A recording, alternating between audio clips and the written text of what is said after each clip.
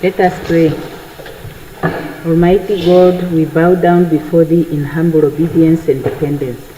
We pray Thee, grant us the grace to respect each other this day in all our consultations, that our deliberations today shall take place in the spirit of mutual trust, so that we as leaders shall lead our country on the path of peace and shall find solutions for issues and problems facing us.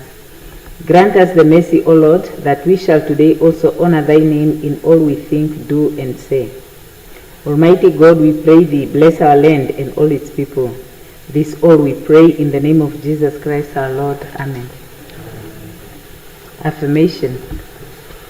I solemnly affirm that I will be faithful to the Republic of Namibia and its people, and I solemnly promise to uphold and defend the Constitution and laws of the Republic of Namibia to the best of my ability.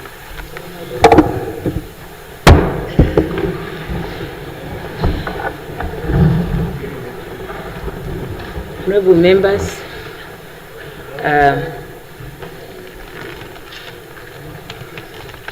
there is a delegation from the Parliament of Malawi, led by the leader of official opposition in that country, and they are up here in the gallery.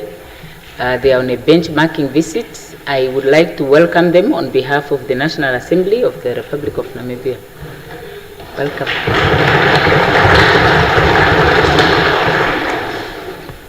Any messages from the head of state? Petitions? Reports of standing or select committees? Other reports and papers?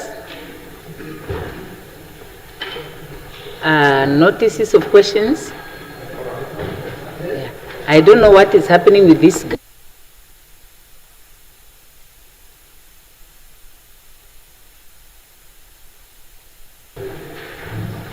Can you help me with this one?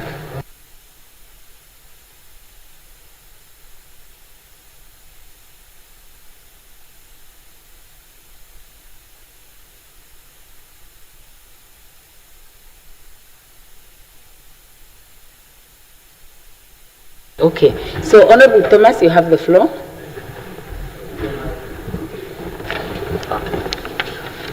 Thank you very much. Honorable Speaker, Honorable Member, good afternoon. On Tuesday, April 28, 2026, I shall ask Honorable Minister Dr. Rubin Dow the following.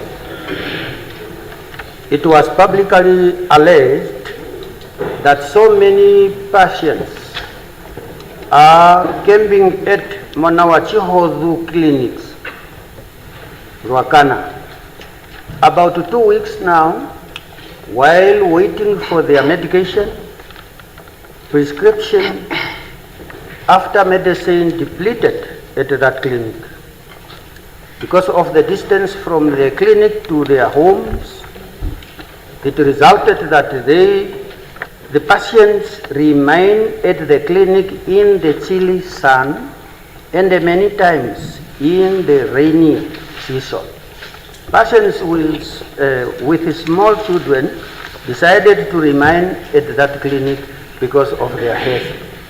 My question, Honorable Minister, are you aware of the situation? Are you aware that the Monawachihozu clinics at Ruakana is without some prescriptions? Why is the medicine not at the clinics? Can you, maybe Honorable Minister, find possible way that those patients are no longer standing in the chilly sun and the strong rain, maybe to get their medication on time? I so submit. Yeah. Table the questions, Honorable Member.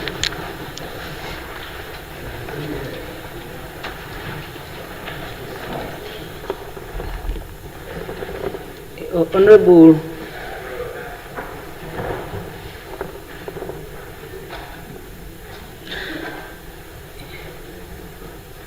Yes, Honorable Lukato. My relative sister the Speaker for National Assembly, leaders of various political parties, and members of the respected Assembly.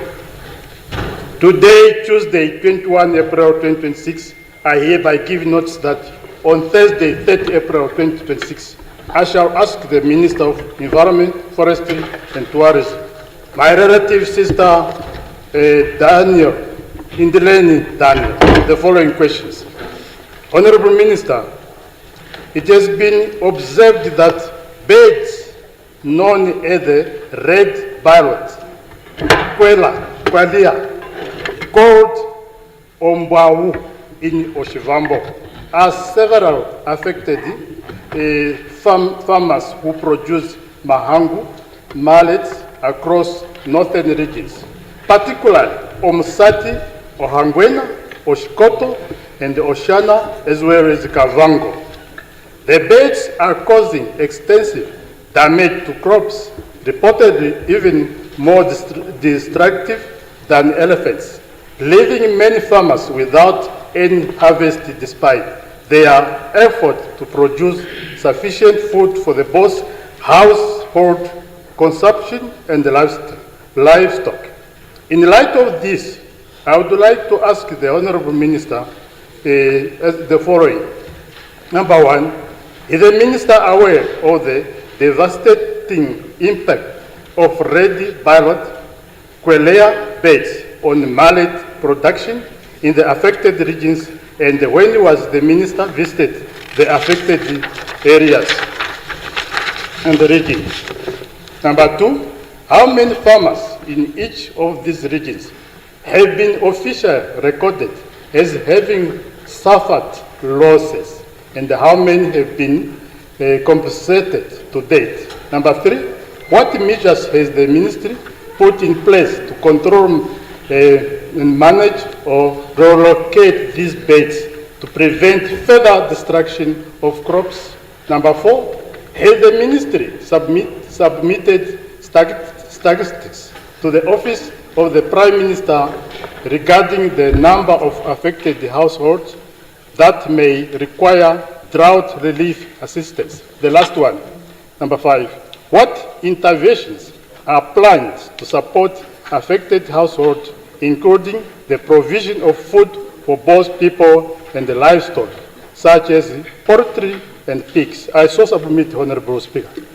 Table the questions, please.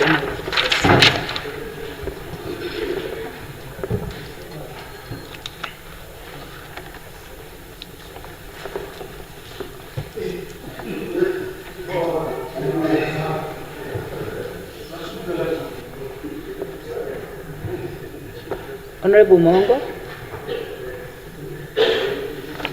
I hereby give notice that on Thursday, the 30th of April, I shall ask the Minister of Health and Social Services, the Honorable Dr. Esperance Luginda, the following.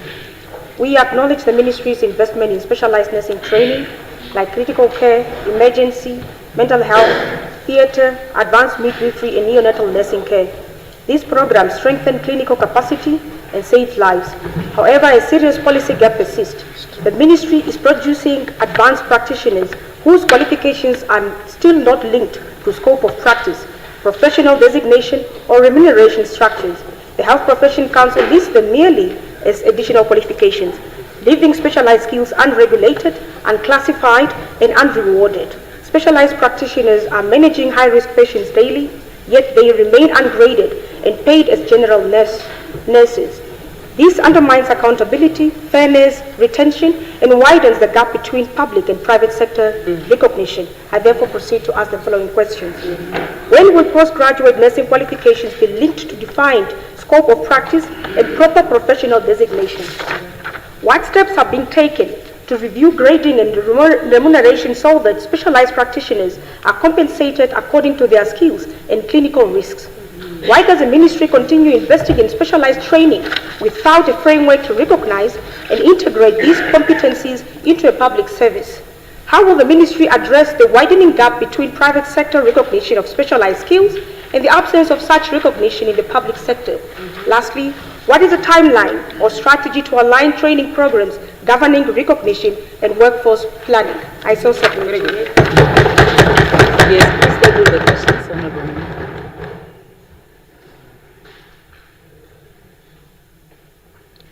Honorable Venani indicated his is an oral question. Yeah, maybe you can switch off your mic and press again, because I have a number of others. Honorable Karonda, oral question. Okay, Honorable Hengari. Okay, so the two honorable members must join the queue at the bottom, because I must first hear the written notices. Okay, yes, proceed. Thank you very much, Honorable Speaker. On the 30th of April 2026, I shall ask my relative brother, the Honorable Minister of Works and Transport, Honorable Vikon Ikundi, the following. There is a growing concern regarding the Ministry of Works and Transport's handling of government-owned residential properties, particularly concerning the protracted delays in offering these properties for purchase to their long-term occupants. Despite valuations being conducted as early as 2017, many tenants have yet to receive formal purchase offers, leading to uncertainty, and in some areas, the issuance of eviction notices without prior opportunity to acquire the properties.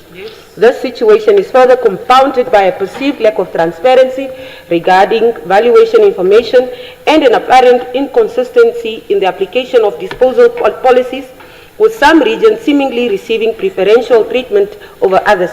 I therefore ask the following. Could the Honourable Minister provide a comprehensive update on the status of the evaluations conducted on government-owned residential properties, particularly those occupied by long-term tenants, and explain the reasons for the prolonged delay in presenting purchase offers to these occupants since 2017? 2. What measures will the Ministry implement to ensure that information pertaining to the valuations of government-owned properties is made accessible to the affected occupants and the public, thereby fostering transparency and accountability in the disposal process? 3. Will the Honourable Minister clarify the Ministry's policy framework regarding the disposal of government-owned residential properties, specifically addressing why certain villages, such as Gibeon, appear to be treated differently from larger towns in terms of offering occupants the option to purchase, and what steps will be taken to ensure equitable application of these policies nationwide? 4. Given the concerns raised by long-term occupants receiving eviction notices without having been afforded a prior opportunity to purchase the properties they inhabit, what immediate interventions will the Ministry undertake to review these eviction processes and prioritize offering a right of first refusal to eligible tenants? 5. Could the Honourable Minister outline the Ministry's overarching strategy and timeline for the equitable and transparent disposal of government-owned residential properties, including plans to resolve outstanding issues related to valuations, purchase offers, and the prevention of arbitrary evictions to ensure housing security for all eligible citizens? I so submit.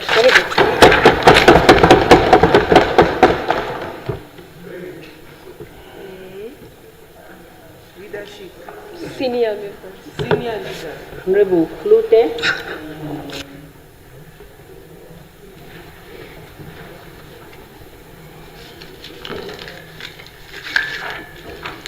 Honourable Speaker, I hereby give notice that on Tuesday, 28th of April 2026, I shall ask the Honourable Minister of Industries, Mines and Energy the following question. The High Court of Namibia set out the procedural history of Vina Gemstones and Mining's petroleum applications over blocks 2712A and 2812A of 13th October 2023 and of 26 June 2024. And whereas on 15 December 2025, a directive issued from the private office of the President followed on 11 February 2026 by a Section 12.4a notice under the Petroleum Act in respect of Block 2812A. Will the Honourable Minister inform this August House the legal basis upon which the directive of 15 December 2025 was issued and acted upon, and whether the Attorney General provided written advice on its lawfulness before it was acted upon? 2. Whether the Petroleum Commissioner's Evaluation Committee applied its scoring methodology to the Petrovina application for Block 2812AB, and if so, the committee composition, the scores awarded against each criterion, and the pass mark applied. 3. The full beneficial ownership chain of Petrovina Energy and West Oil Limited and where the conflict of interest declarations were filed by any member of the Executive, the Petroleum Commissioner, or any member of the Licensing Evaluation Committee. Finally, where the Minister will table the Directive of 15 December 2025, the Section 12.4a Notice of 11 February 2026, the Attorney General opinions dated 5th of July 2016, 15 May 2024, and 1 September 2025, and all correspondence between the Office of the President, the Ministry, the Petroleum Commissioner, and the applicant from 1st of November 2025 to date. I so submit. The question, Honourable Member.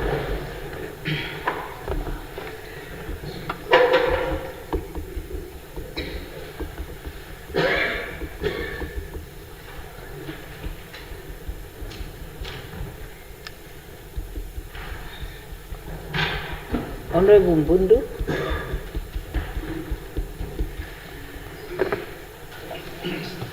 Thank you very much, Honourable Speaker. I hereby give notice that on Thursday, the 23rd of April 2026, I shall ask the Minister of Justice and Relation the following. I rise to draw the attention of this House on an issue of urgent national importance. Housing is a fundamental pillar of security, dignity, and economic empowerment.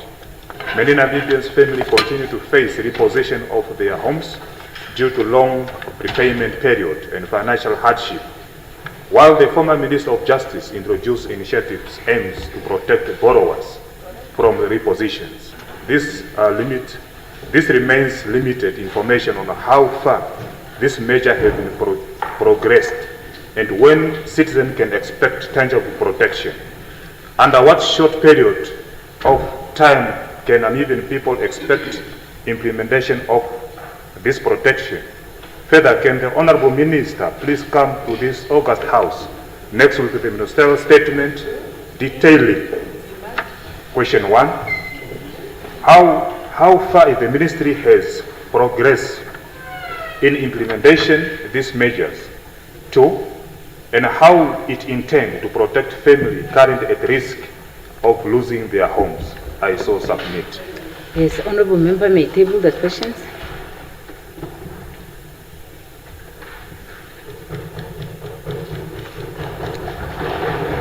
Honourable Hengombe.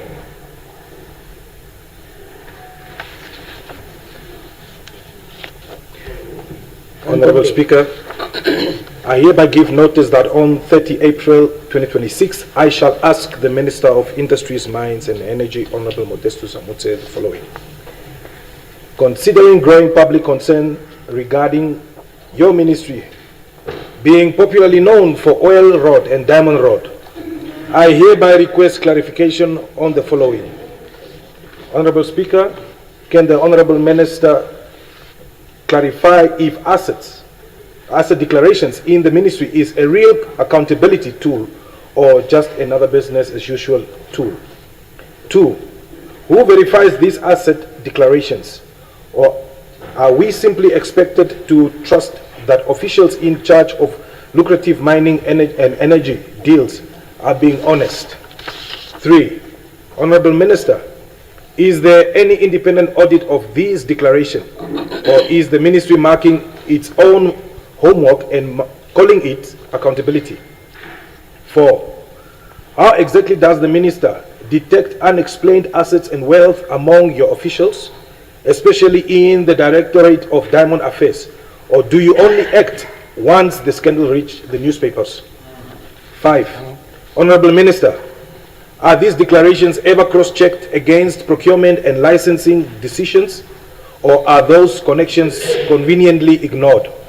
6, and last, should the public have confidence in this system, or is it just a well-dressed loophole for corruption within your ministry? Honourable Speaker, I so submit.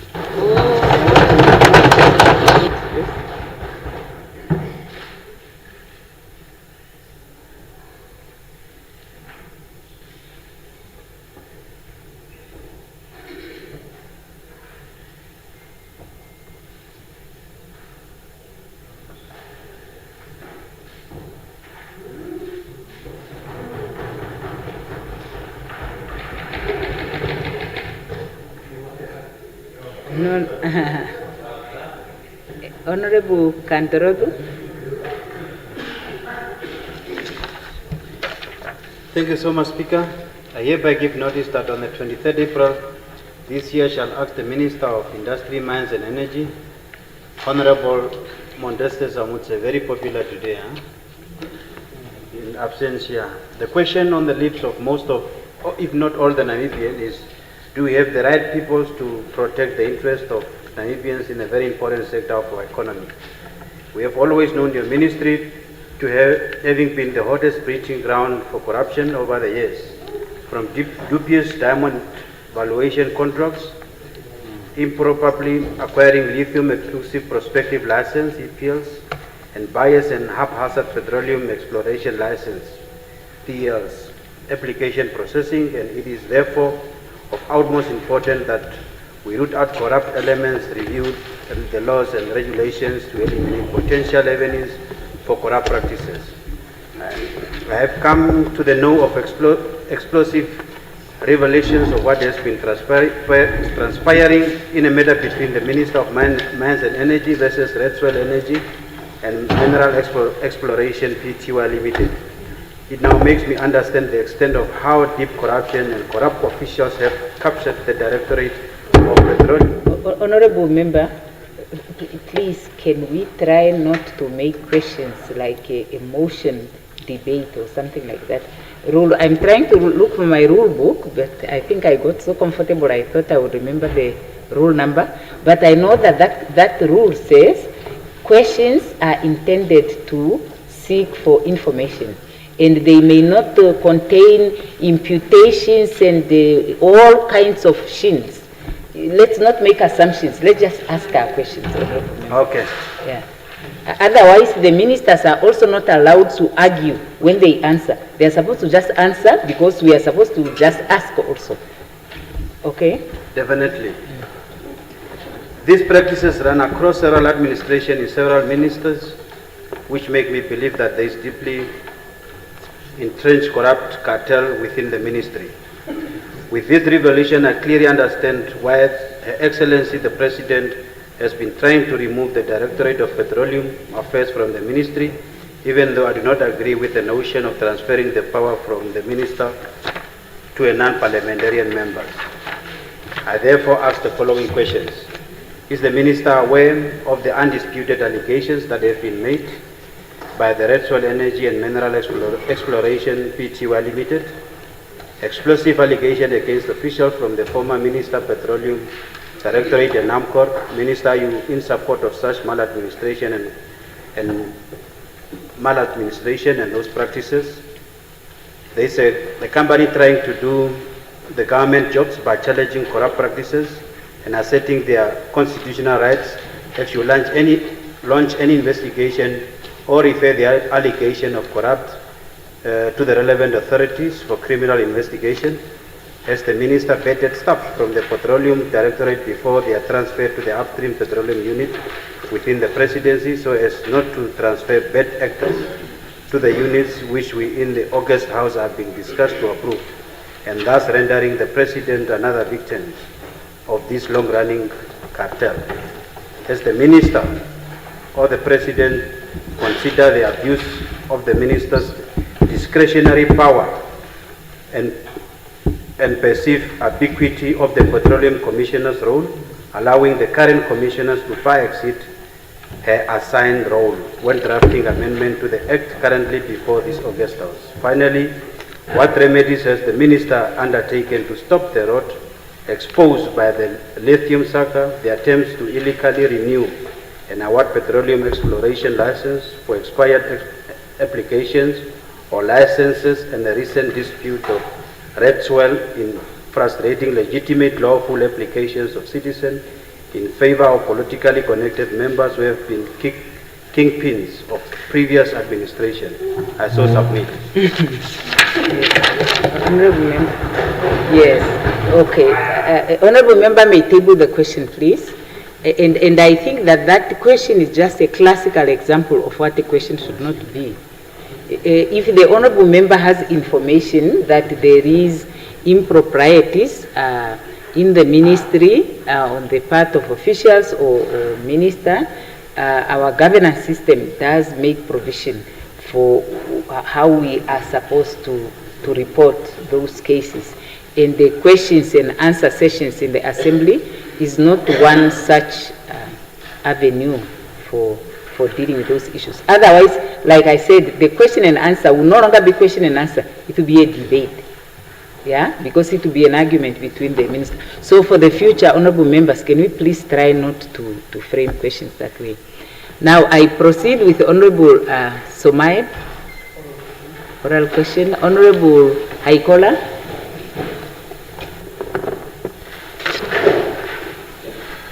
The National Curriculum on Basic Education of 2016 recommends that every school to be staffed with at least one life skills teacher to support learners' psychosocial and developmental needs.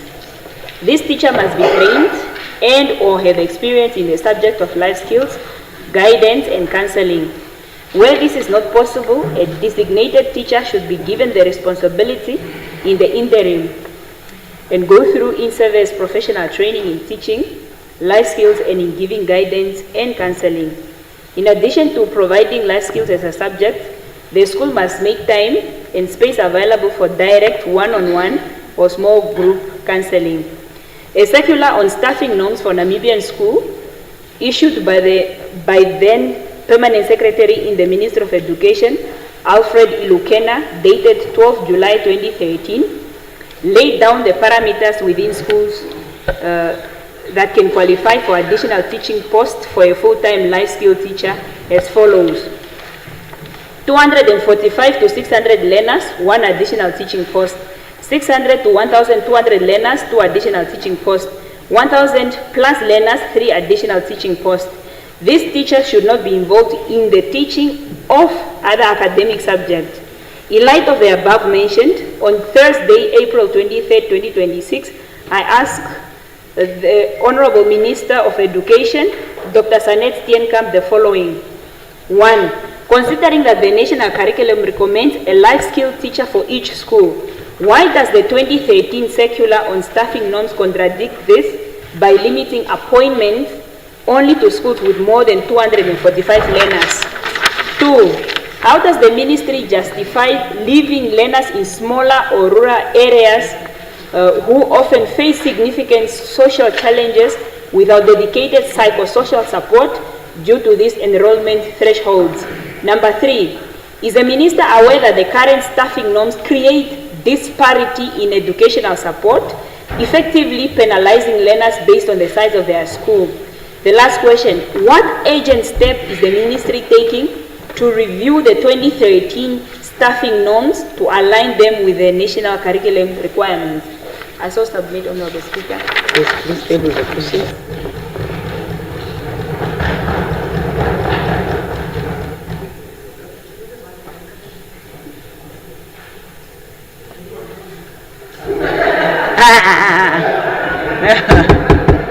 No, honorable members. I can see that the young ones are starting to imitate Honorable Rukato. Honorable Rukato, you know already what that means. It means that the Christmas is over now. From today, there will be no such leeway demonstrated by the presiding officer.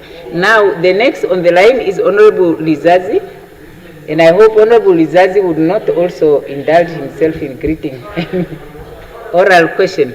Okay, Honorable. Okay, now we start with Honorable Venani. Thank you very much, Honorable Speaker. I want to ask an urgent oral question to the Minister of Health, Social Services, the affable Dr. Esperanza Lovindao. The gist of the question is that the government has announced that the month of April was the D month or the month, that the health services would be liberalized and members of the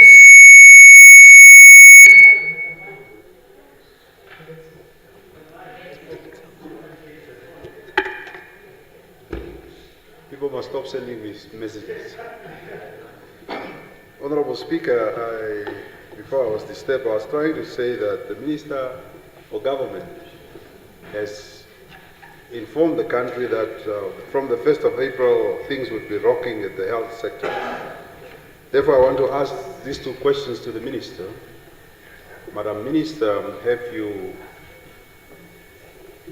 made an analysis how many CMS holder, or what is CMS policy holders or medical aid members have used state facilities? How many members of parliament have visited state facilities? Have you saved a little bit?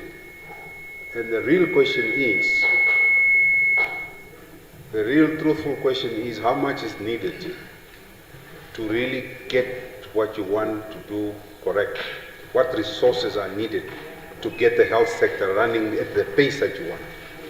That is my question to the Minister of Health. And thank you very much. Yes, Honorable Lubindao.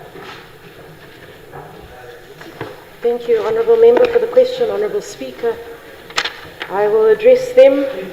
The first question is how many SEMAS members have used facilities? I will answer the question and I will also correct the question. There is a bit of a misunderstanding that the facilities and the wards are, number one, only for SEMAS patients and only for senior government officials. We did have a live on the Ministry of Health and Social Services official pages where we clarified this multiple times. We asked the question to answer the question, and we said, how long have private wards existed in state facilities? So these particular wards are in no way different from this. We have had private wards in the very facilities that we are now simply upgrading these wards. I have said multiple times on record that I do not have SEMAS, I have NHP, but within the past 2 weeks, I myself was admitted or seen at the state facility because I was not well and I have NHP, and we were able to claim. So in terms of how many SEMAS members have used these facilities, the goal, before we executed Vision April 2026 from the 1st of April, we sent out a questionnaire that was sent to all parliamentarians, and in that questionnaire we rightfully stated that we would be doing reviews periodically. That review period has not yet reached. The period in time that the current directive has been under review or under action has not yet reached that review period, and so we do not feel that that information will provide the necessary information. And so therefore, once that review period has lapsed, which is a period of 3 months, we will then review this particular period. We will assess how many have been seen in these state facilities, which medical aids they have, as well as which areas we can plug in terms of improving efficiency. The same applies to the question on have we saved, same applies there. In terms of what is needed to get the health facility running to where it should be, it's a tricky question because I would look at it from the perspective of an annual spend. Currently, this budget sits at 13.1 billion Namibian dollars. We've reviewed it with the team. For this particular financial year, what would have allowed us to make certain advancements in this financial year, 2026 to 2027, was sitting at about 14.6 billion. However, the ultimate goal is that an amount of 17 to 18 billion dollars would allow us to carry out what we need to do in terms of the ministry, in terms of upgrading facilities, in terms of constructing the necessary district and intermediate hospitals in the financial period and within this particular term of 5 years. But for this financial year, the amount that was initially requested was sitting at about 14.6 billion Namibian dollars. I submit. Yes, Honorable Karonda. Honorable Karonda. Thank you. Thank you, Honorable Speaker. I have an oral question. It's directed to our Minister of Health, Dr. Lubindao. Dr. Lubindao, sometime on the 5th of February, a young man lost his life in Ochivarongwe at the hospital. Soon thereafter, I rose. I asked you a question as to what you were going to do about it. you said you would put together an investigating team. Question, has that happened? If it happened, when did it happen? And has the investigations commenced? And what is the time frame? Thank you. Honorable Luvinda. Thank you, Honourable Member, for this question again. The question regarding whether or not we have put together an investigation committee, yes. In terms of the timeline to provide input, there are 2 investigation committees. There is one that has been put together by the Ministry of Health and Social Services under my office and the Office of the Executive Director. And then there is another committee that is under the Health Professions Council of Namibia. The time period for the Health Professions Council of Namibia differs from that of the Ministry of Health and Social Services, but under the Ministry of Health and Social Services, we have given the committee a total of 21 days for them to conclude the report and provide feedback to my office. Thank you. Honorable Somaye.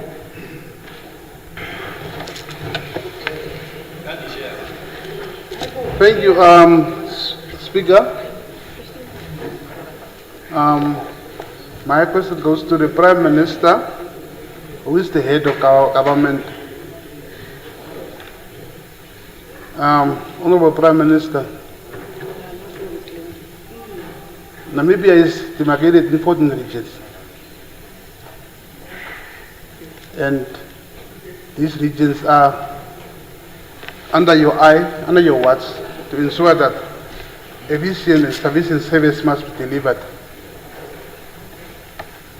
But since January, those that have been appointed to ensure that their ministries have to facilitate and ensure that service should be rendered decided and coordinated in the council is currently seized from funds by Minister of Urban and Rural Development, and there is nothing going on in coordinated in the council as funds for the mandate was disapproved, and even he have pledged that he will not give any funds to coordinate in the council. Okay. So, Honorable Prime Minister, is this a good practice in Namibia that because of certain issues, the entire region should suffer from capital projects and funds? Yeah, and what is your take on this? Because now we have seen the 2 weeks and approved the budget here, and same minister have been allocating funds, but we are now in darkness. Whether in the council will receive funds for this coming financial year. So what is your stand on this before this situation gets out of hand? So I submit, Prime Minister. Yes, right, Honorable Prime Minister.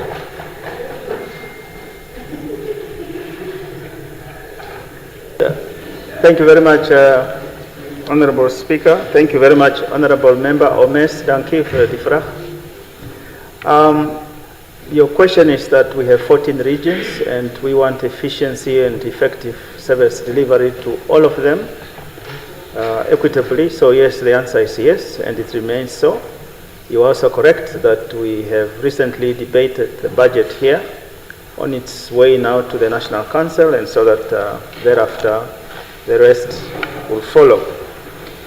I will therefore follow up on what you are saying in respect of the money that has been withheld from the Kunene Regional Council, and therefore depriving the region from being able to execute the desired or requisite services to the people of Kunene, both Kunene North and South. I will revert back, Honorable Speaker, and if there is additional information that we may require, I will find out from yourself, Honorable Member, but in this case we will follow through to determine exactly what is it that is happening in Kunene Regional Council. From what you are saying is that nothing is happening because the money has been withheld. So, Honorable Speaker, and esteemed honorable member. Thank you for that important question, and we'll revert back on same. Thank you very much. And maybe for the Kunene Regional Council, those that are listening, it is the policy of government to make sure that everybody is afforded the services that they require. So there's no punitive legal instrument that is in place that says we will block this one and we will be good to this one, etc. That will go contrary to the laws of the Republic. Thank you, Honorable Speaker. Thank you. Any notices of motions?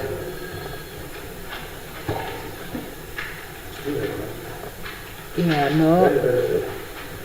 Yes, Honorable Member, you were not on the list. Oh, I see the list grew. No, you were not. You just got on now. Yes.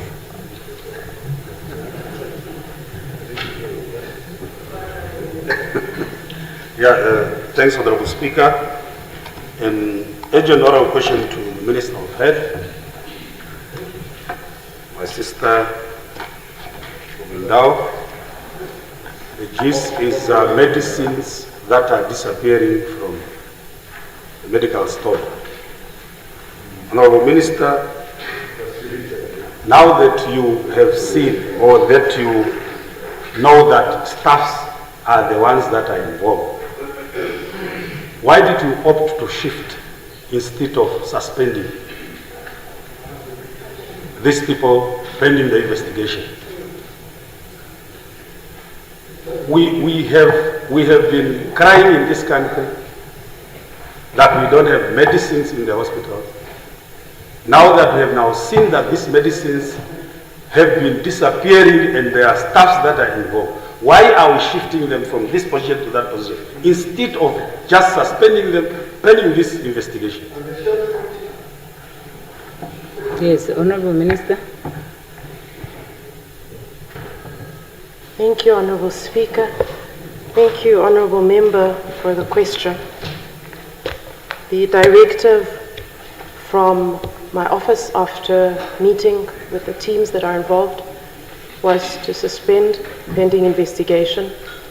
There are certain rules and regulations in terms of the Public Service Commission that must be complied with. Evidence must be put together. People cannot merely be suspended,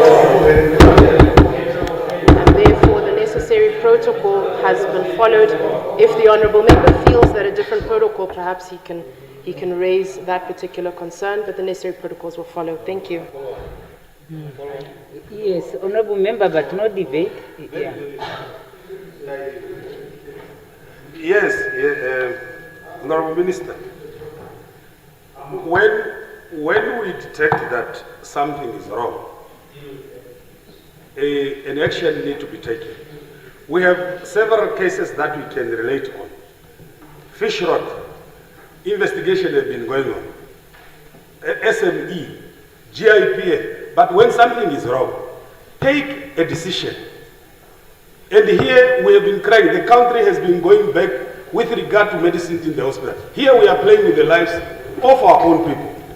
We can't say there are procedures to follow. We have already identified, and it was especially from your office that you have identified areas where these medicines are going. So what are you waiting for? Should it only apply to certain people, or are we trying to favor these ones that are in this saga of medicine that have get lost from the medical store? Are we trying to protect certain people? Parliament is the house of oversight, and we have committees. Those committees can summon. Honorable members, can I also be heard? Can I be heard in silence? I listened to you when you were questioning your questions. You cannot argue with the presiding officer when the presiding. No. Otherwise, we proceed with the next one, Honorable Lucato. Honorable Lucato. No, if we are not going to cooperate, you want to argue with me, I can proceed to the next person. Yeah. No, it's not a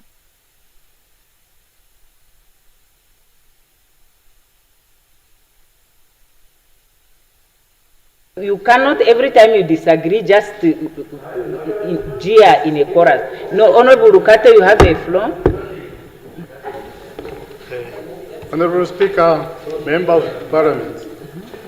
Today, Tuesday, 21 April 2026, I hereby give notice that on Tuesday, 28 April 2026. Huh? Oh, sorry. Okay, sorry. Okay. Honorable Klassen, is that a notice of a question? Motion. It's a motion. Oh, okay, so then it means we concluded the questions. Yeah, no, but what I want to say to the members is, I have listened to Honorable Ipumbu. I am not saying that what he's saying is not important, but what I noted he was saying is, he doesn't find the answer of the minister to be satisfactory. He's not satisfied with that answer. And you cannot debate an issue through a question. That's what the rules are saying. And this is not my prescription. It's rules that are adopted by this House. If we don't want these rules the way they are, we amend them. But we can't force the presiding officer to interpret the rules the way that we want. But as I have indicated, we have avenues to question civil servants and to hold them accountable, or even every other member of the government. So we can summon these people and we ask them questions. Honorable members, can I also be heard in silence? We can summon them. But when you ask a question only to get an answer, not to debate and to build a consensus through a question. That's what I'm saying. Then we proceed to notices of motions. Honorable Rukato, I see there is no other notice of a question.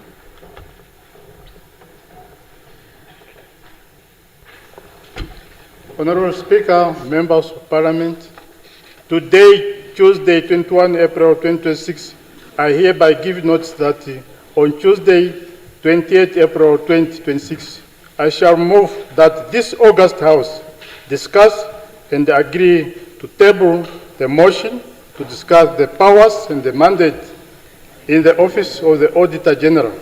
This motion serves to discuss and highlight the constitutional powers and the mandates of the Office of the Auditor General in Namibia as provided under Article 127 of the Namibian Constitution, as well as the powers and duties outlined in the State Finance Act 1991. I so submit, Honorable Speaker. Honorable Member, may you table the motion, please?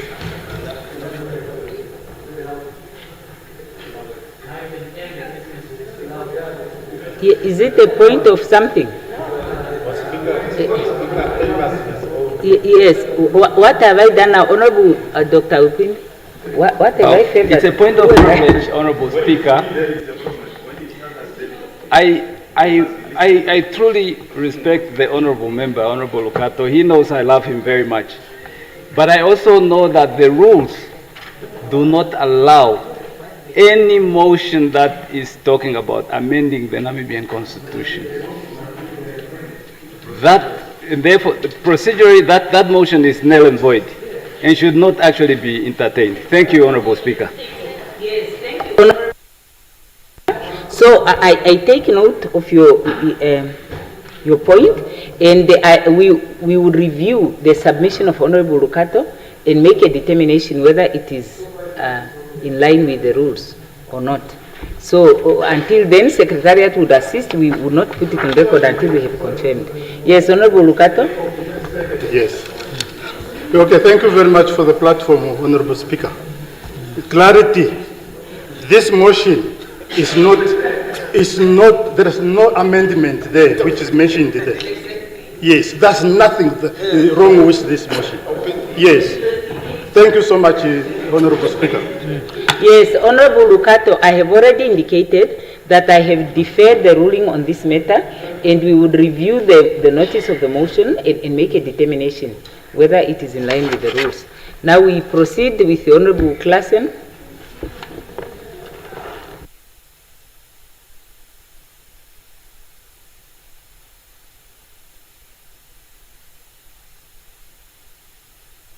Sorry.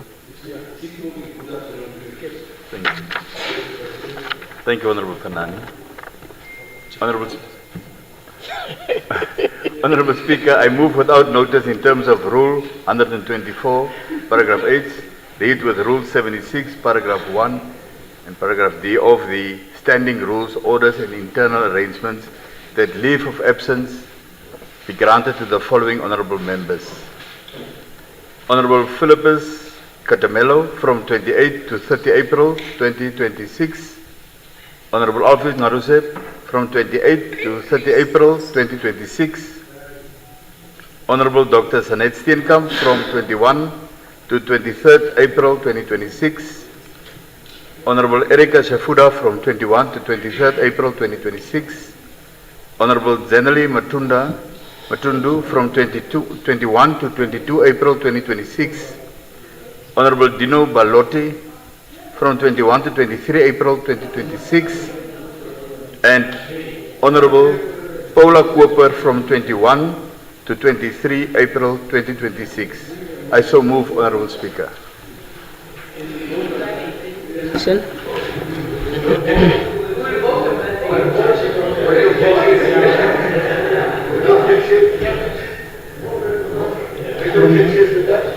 From who? Yes, thank you. So, do you? Yes, thank you, honorable members. I have already said that the matters that are for chief whips to deal with will be dealt with by the chief whips. And if I have to go to that rule, I think it's Rule 76. It says leave of absence from sitting of assembly.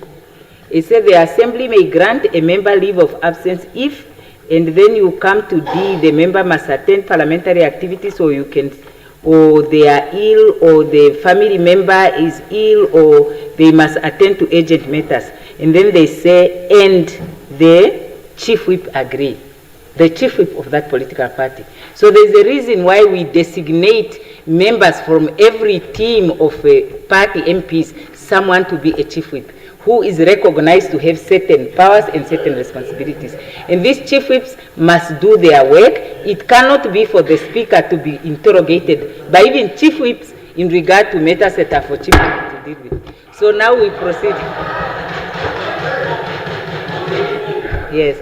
Now I recognize Honorable Mbundu.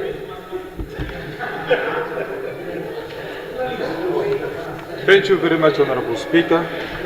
I hereby give notice that on Thursday, the 23rd of April, I shall move that this Honorable House discusses the following. The government to consider the establishment of a dedicated line ministry for the Namibian Police Force, the Namibian Correctional Services, and internal security function, separate from the current Home Affairs structure in order to enhance efficiency, strengthen accountability, improve public safety, and reinforce regional cooperation within the Southern African Development Community.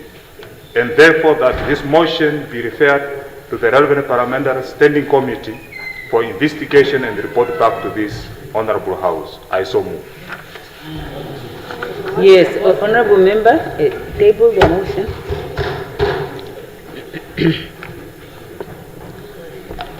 Yes, honorable members, I will review that motion and make a determination on how to deal with it, because I note that it deals with an issue on which the Constitution grants a discretion to the head of state.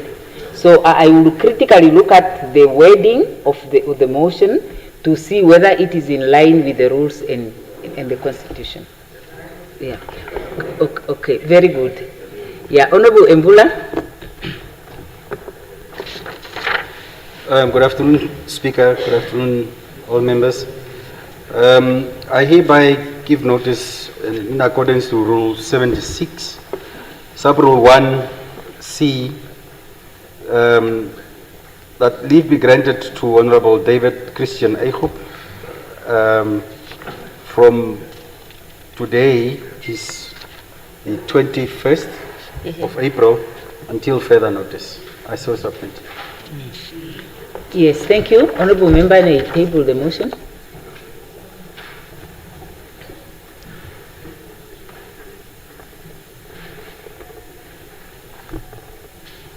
Yes, I think that concludes the request for opportunities to table notices of motions. And I just want to indicate in regard to notices of motion that the rule 76 says, and I just would like to read the introductory phrase. It says the assembly may, not must, the assembly may grant. So it means the assembly can decline to grant. And therefore, the reason, honorable member, I must start maybe with 74. Yeah, if the honorable members are somehow unclear, honorable members, these are the rules of the assembly. They are not a prescription of the presiding officer. And they read, every member being a democratic representative of the people who elected them to the assembly is duty bound to attend the sittings of the house. And that other rule then flows from this one. We are all duty bound, but we may be excused from the sitting of the assembly by the assembly. And then the assembly may decline to grant us leave to be absent. And therefore, I just want to finish reading this, and not for a debate, just to draw our attention to it. And although it's long, I'm going to read it because I have heard comments from members that have really made me very much concerned. There are some members apparently who think that they even have to travel and leave a notice that they must be excused. So they actually believe that Parliament cannot decline to grant leave. And so I thought that it's necessary to just read this rule so that if it is not our intention to make it compulsory for members to attend, and we want members to have a discretion to not attend, then we must amend the rules. But until then, the presiding officer will be enforcing these rules. No, honorable members, I will not, I have to read this. Okay, can I just be allowed to read this? Yeah, I will be allowed? Yeah. Okay, so then if it's different, let me finish this one. Then I just want to read. The assembly may grant a member leave of absence if A, that member's illness renders the member unable to comply with his or her duties and functions. B, the member's close family member contracted a serious illness or died. C, the member must attend to urgent matters. D, the member must attend to parliamentary activities and functions or must go on public or official duties. E, the member is excused by the assembly for any other reasonable cause, and the member's chief whip or party whip agrees.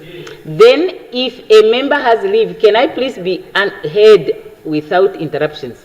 If a member has leave of absence, he or she is excused from service in the House or in any of its committees. 3, leave of absence may only be granted by the House on motion without notice, stating the cause and the period of absence. Then 4A, a member forfeits his or her leave of absence if he or she attends the sitting of the House or any of its committees or accompanies any trip on behalf of the House before the expiration of such leave. B, a member does not forfeit his or her leave of absence if an urgent special session of the Assembly is convened by proclamation by the President in accordance with Article 62(1)(c), or if the member is requested by the Speaker to perform any function relating to parliamentary business. Then 5, for purposes of sub-rule 1C, that is now the one that says the member must attend to urgent matters. A matter will be regarded urgent if the member will be severely prejudiced if the member does not attend to the matter, or the matter concerns a pressing necessity which the member must attend to, provided that the House may decide that a matter is not urgent. So I just needed to read that. That's not me talking. That's the Assembly. So we need to understand that when it is said that the House may grant leave, the House may decline to grant leave. Yeah. No, this is done. It ends there. So, no, I have read, I just wanted to read that. Now, before we go to the other issue, is this on another issue also? Yeah, honorable members. No, honorable member, I finished reading what I wanted to read. So now, honorable, point of privilege. Honorable members, I will give you 5 minutes for the explanations. 5 minutes only. Thank you very much. Can we set the clock, please? Right Honorable Speaker and Presiding Officer of the National Assembly. Speaker, I just want to refer you to page 13 under definitions. No, privilege, I'm seeking guidance. I fully support what the Speaker has read with some few reservations. Yes, on a point of privilege, Honorable Speaker, just clarity. For clarity's sake, the rule that you just read now, which says the Assembly may, and if you go to page 13, under the definitions of what an Assembly is, it means the National Assembly referred to in Chapter 7 of the Namibian Constitution, and where the context so indicates includes any committee, subcommittee, group, or body comprising members or officers of the Assembly acting on its authority. Speaker, I just want to find out whether what the Speaker just read to us now means that the Assembly must now be subjected to a voting process where we approve or disapprove leave of absence of members. Thank you. It's difficult for me that a member seems to be asking the presiding officer to explain what a rule means. What leave by the Assembly means, it's simply that there is no objection. And if the Assembly is to arrive at a point where there is no objection or there is an objection, there has to be explanation provided. Say, for example, if you say, grant leave to this member not to be in attendance between this date and to that date, it must be indicated for what reason. Yes, what do you mean? Yeah? Because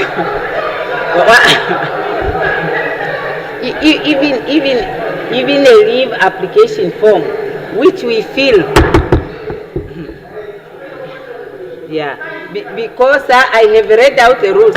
Now, have we set the 5 minutes, Secretariat? Can we to round up, ne? Yeah.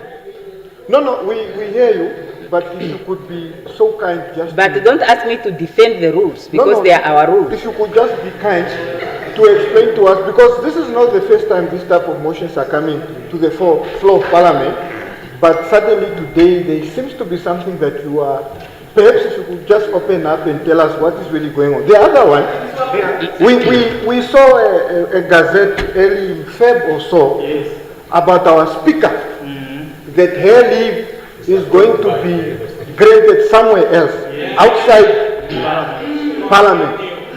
So how do we deal with that one? Because you are our speaker, and perhaps if a decision is to be made for a leave to be granted, it should come from us, those that have voted you to become our speaker. Thank you very much. Honorable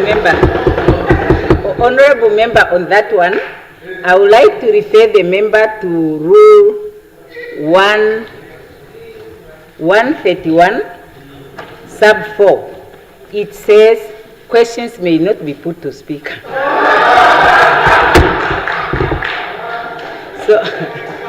So if the honorable member wants to speak and to ask an indirect question to the speaker, that is not allowed according to that rule. Now, Honorable Ampanda.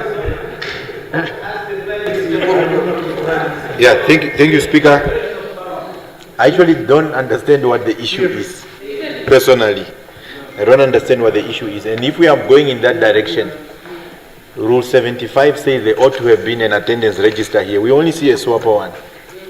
The Secretary ought to... Exactly the point that you gave me a chance on. So if I had said something nice, you would not have ruled. Procedure, yes. I'm just saying, as we then move, there is that aspect of the Rule 75. These secretaries in front of you they're supposed to keep a register in terms of Rule 75. They don't. They've not, unless they keep a register without us knowing. Maybe they do. Two, the Speaker, just to help you, the Speaker has already responded on that issue of the Gazette. She said to us that the leave are guided in terms of the standing rules. So we shouldn't put the Speaker on the spot, because the Speaker doesn't subscribe to that Gazette. She subscribed to the standing rules. So as a spokesperson of the Speaker on this matter, she only subscribed to the standing rules and not anything outside the Parliament. Honorable Ampanda, on that one, thank you for assisting me with the other one. The Speaker only explains the rules. She makes rulings on the basis of what is in here. But I think the executive has also explained that other issue. But the problem is only that for today, the question is misdirected, although politely and diplomatically put, it's misdirected. So that question cannot receive an answer from the Speaker, because the Speaker is exempted from answering questions in terms of these rules. Now, when it comes to the register, I have actually tried to confirm that with the Secretariat as to whether we do keep a register. And I was assured on more than one occasion that yes, the register is kept. At one point, I was so skeptical that I sent people from the Bureau. I said, go and have sight of that register. It's just part of the staff of the Office of the Speaker. So I sent them, I said, go and see with your two eyes that register and come and tell me. And the person came back and said, no, we have seen the register. But if the members are concerned, they are welcome, of course, for us to request the Secretary and the team to make sure that the members have confidence that the register is being kept, because I also felt that sometimes when we need to invoke certain rules, we will need to have assurance that we had a quorum or we had 2/3 or something like that. Yeah, but Honorable Ampanda, although that was an important point, I think we were still out of order. I hope you'll be in order this time when you come. You are correct, Speaker. You are correct, Speaker. Listen, Mewili. So, Speaker, it is so important because we decided to let go of that public service commission thing. We didn't want to hold the country at ransom. But the minutes on our record says Honorable Haitota, who's at home with her child, whom we have given leave. Our document says that she was participating in the day of voting. You see, it's on our record. Okay, that is noted and it. No, Speaker, what I'm saying, sir, you are 100%. So the register, if somebody wanted to be funny, they can decide to be funny that whole thing, just because of Haitota, that whole thing is a nullity. But we do not want to hold the country at ransom. So I'm glad that the Speaker is also alive to it, alive to that issue. And if it's there, we must now and then also just check. Yes, okay, thank you. Honorable members, can we agree that now that we have picked that issue up, maybe we can discuss it at one of the committees, but we are in agreement that the register is not a nice to have thing. It's something that is important, and we need to ensure that it is there and it's accurate. So let's deal with that at another platform so that we don't spend too much time on that issue. The last one is Honorable Mashindange on notices of motions, I think. Okay, the last point of privilege now. Honorable members, maybe I should look for that rule again, which says if the presiding officer feels that the point of order or privilege, I am aware of that rule, so he will be the last one. Okay. Speaker, thank you very much, Honorable Speaker, for the floor. And no, Honorable Speaker, I'm just actually concerned with the way the attendance register is really being conducted. And my concern is based on there are more than two, okay? Privilege, while we are discussing the conduct of the attendance register. As the Speaker is alluding that she wants to follow the rules, while we are on 72, Rule 72. Now, Honorable Speaker, on more than two occasions, our monitors have been written not present while we are here. So we do not know the way or how the attendance register is being conducted, but that actually maybe tells us that we are even absent when we are in Parliament. So, and we are probably present when we are absent. So it's a concern really, because our monitor shows that. And while you have given me the floor, Honorable Speaker, I want to thank you for not preempting that what I'm about to say is not that word that you have used. Thank you very much. Members, can we agree then that we discuss it at another platform? Maybe they will make a presentation on how they do the recordings, and probably they can also do a desk benchmark to see how it is done elsewhere, and lessons that we can learn to make sure that our records are reliable and complete. Okay? Now, having said that, honorable members, it's almost 16 hours. Where were we now? Ministerial statements? None? Reports from the Committee of the Whole Assembly and consequential proceedings? None? Orders of the day. Can we rise for 15 minutes and then we start with the orders of the day when we are back?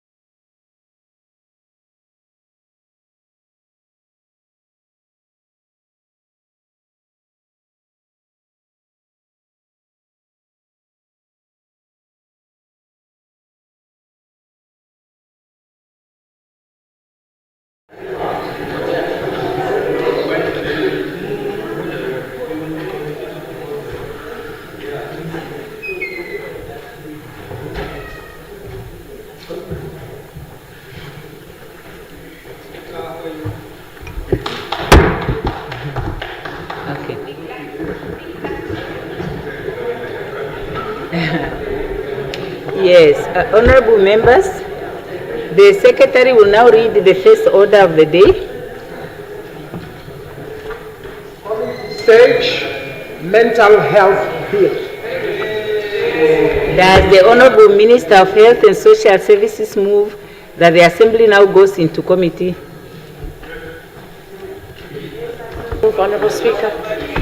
It is moved that I leave the chair. Any objection? Who seconds? Agreed to. I now call on the chairperson of the whole House Committee to take the chair.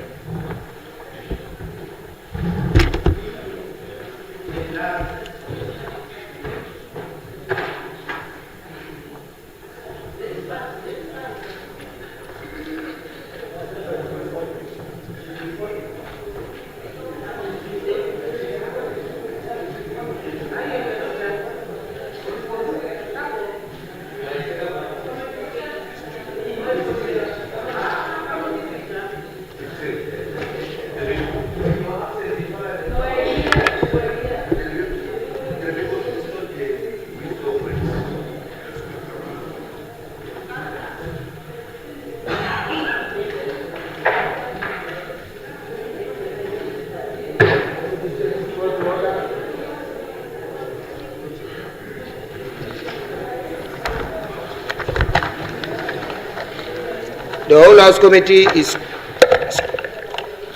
called to consider the Mental Health Bill, which is Bill 1 of 2026. When progress was reported on Wednesday, the 12th of November 2025, arrangements to sections were put and agreed to. Clause 1 to 11 was put and agreed to. Clause 12 was amended by the Minister, and clause 13 to 19 were put and agreed to without amendments. So I now put clause 20 for discussion. Yes, Honorable Mpanda. Burki? Okay. Yeah. Deputy Speaker, I am indeed prepared in terms of that specific clause. Thank you. But I was just informed that there were concerns with regards to the procedure that we followed with regards to amendments. So the question is whether we are doing it correctly or we are not doing it correctly. And what would be the purpose of passing a bill that somebody can come and challenge? Maybe we just need to deal with that issue. And if we are comfortable, we can certify that the process that we underwent for amendment was procedural, and we are comfortable for us to go, and then we must just certify that. And then we also then emerge clear what is it that we're supposed to be doing as far as amendments are concerned, or the discussions are concerned, whether it's general or is it very specific. Maybe that's the first thing that we need to resolve. And then if we discover that we need to do it in a particular way, there were suggestions that we do some sort of simulation exercise. Yeah, we do simulation exercise just so that we can take each other through. The question of how are we doing it? Are we doing it live, which is not advisable, or are we going to do it offline in some sort of format? Maybe we just resolve that issue first.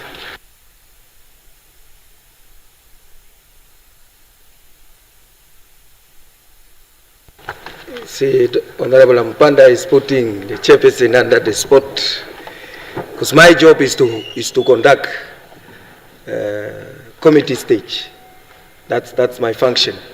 But I also agree with the line of thought that what is the purpose of conducting something if you are not in synergy of understanding what needs to be done? And that was why the earlier call was there for a simulation. Now the first thing is to say, when you look at the rules allow for discussion during committee stage, either discussions or debate, but discussions pertaining to the clause that has been put. That's why I will put the number of clauses, and then we can discuss.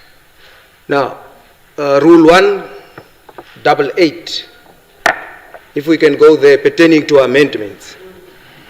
First, I think you know the color of amendments. It's somewhere also in the rules. Yes, And then it says 188. Yeah. On the instruction, amendments made during committee stage to be certified. Now, on the instruction of the standing or select committee or the committee of the whole house, which where we are, as the case may be, which is our case is now the committee of the whole house, the Minister of Justice must ensure that any amendment proposed by the standing or select committee or committee of the whole house to the bill considered during committee stage must be drafted by the chief legal drafter. The chief legal drafter must ensure that the text of any such amendment is submitted to the Auditor General for certification before it's tabled. Attorney General. Okay. Now, it's where I was saying the simulation is needed. What it provides, it's the legal framework. How is not. Will the member table a motion, you accept, you send it to the Minister of Justice, the Minister of Justice check, satisfy it's correct, satisfy it's not correct, he brings it back, you redo the process. Or will the members, as they are reading, engage with the minister? Because that one is also allowed. So this is the amendment I want to move. The wording is correct, you take it to the minister agrees, in principle in terms of the wording, and the minister justice official actually just look at the legal framework and the contradiction, if there is any, in terms of the constitution and the main purpose of the bill, and then put the amendments in a legislative language, presentable, that is in line with the drafter. Anyone can draft, but the document is drafted by a drafter, and that's why it becomes paramount that the line of writing is followed and be consistent. And therefore you go to the original drafter so that whatever amendment it's put into that perspective. That's actually the reason. Not to say nobody cannot write the English, but it's to have within a document a consistent kind of writing. So now that's the process which I thought needs to be clarified as to how we are going to do it. Now, once that process is agreed, you will then table, if it is satisfied by the Attorney General, you will then table your motion. And that's why they say determination, unless otherwise provided in the Constitution, all questions in the Committee of the Whole House must be determined by a majority of votes of the members. You get the point? So, and this is also for smoothing. If whenever there are amendments, if they are not of a grammatical nature, the whole document must then be reprinted with the amendments to become one whole document. Because this document must then be submitted as a whole document to the National Council. You get the point?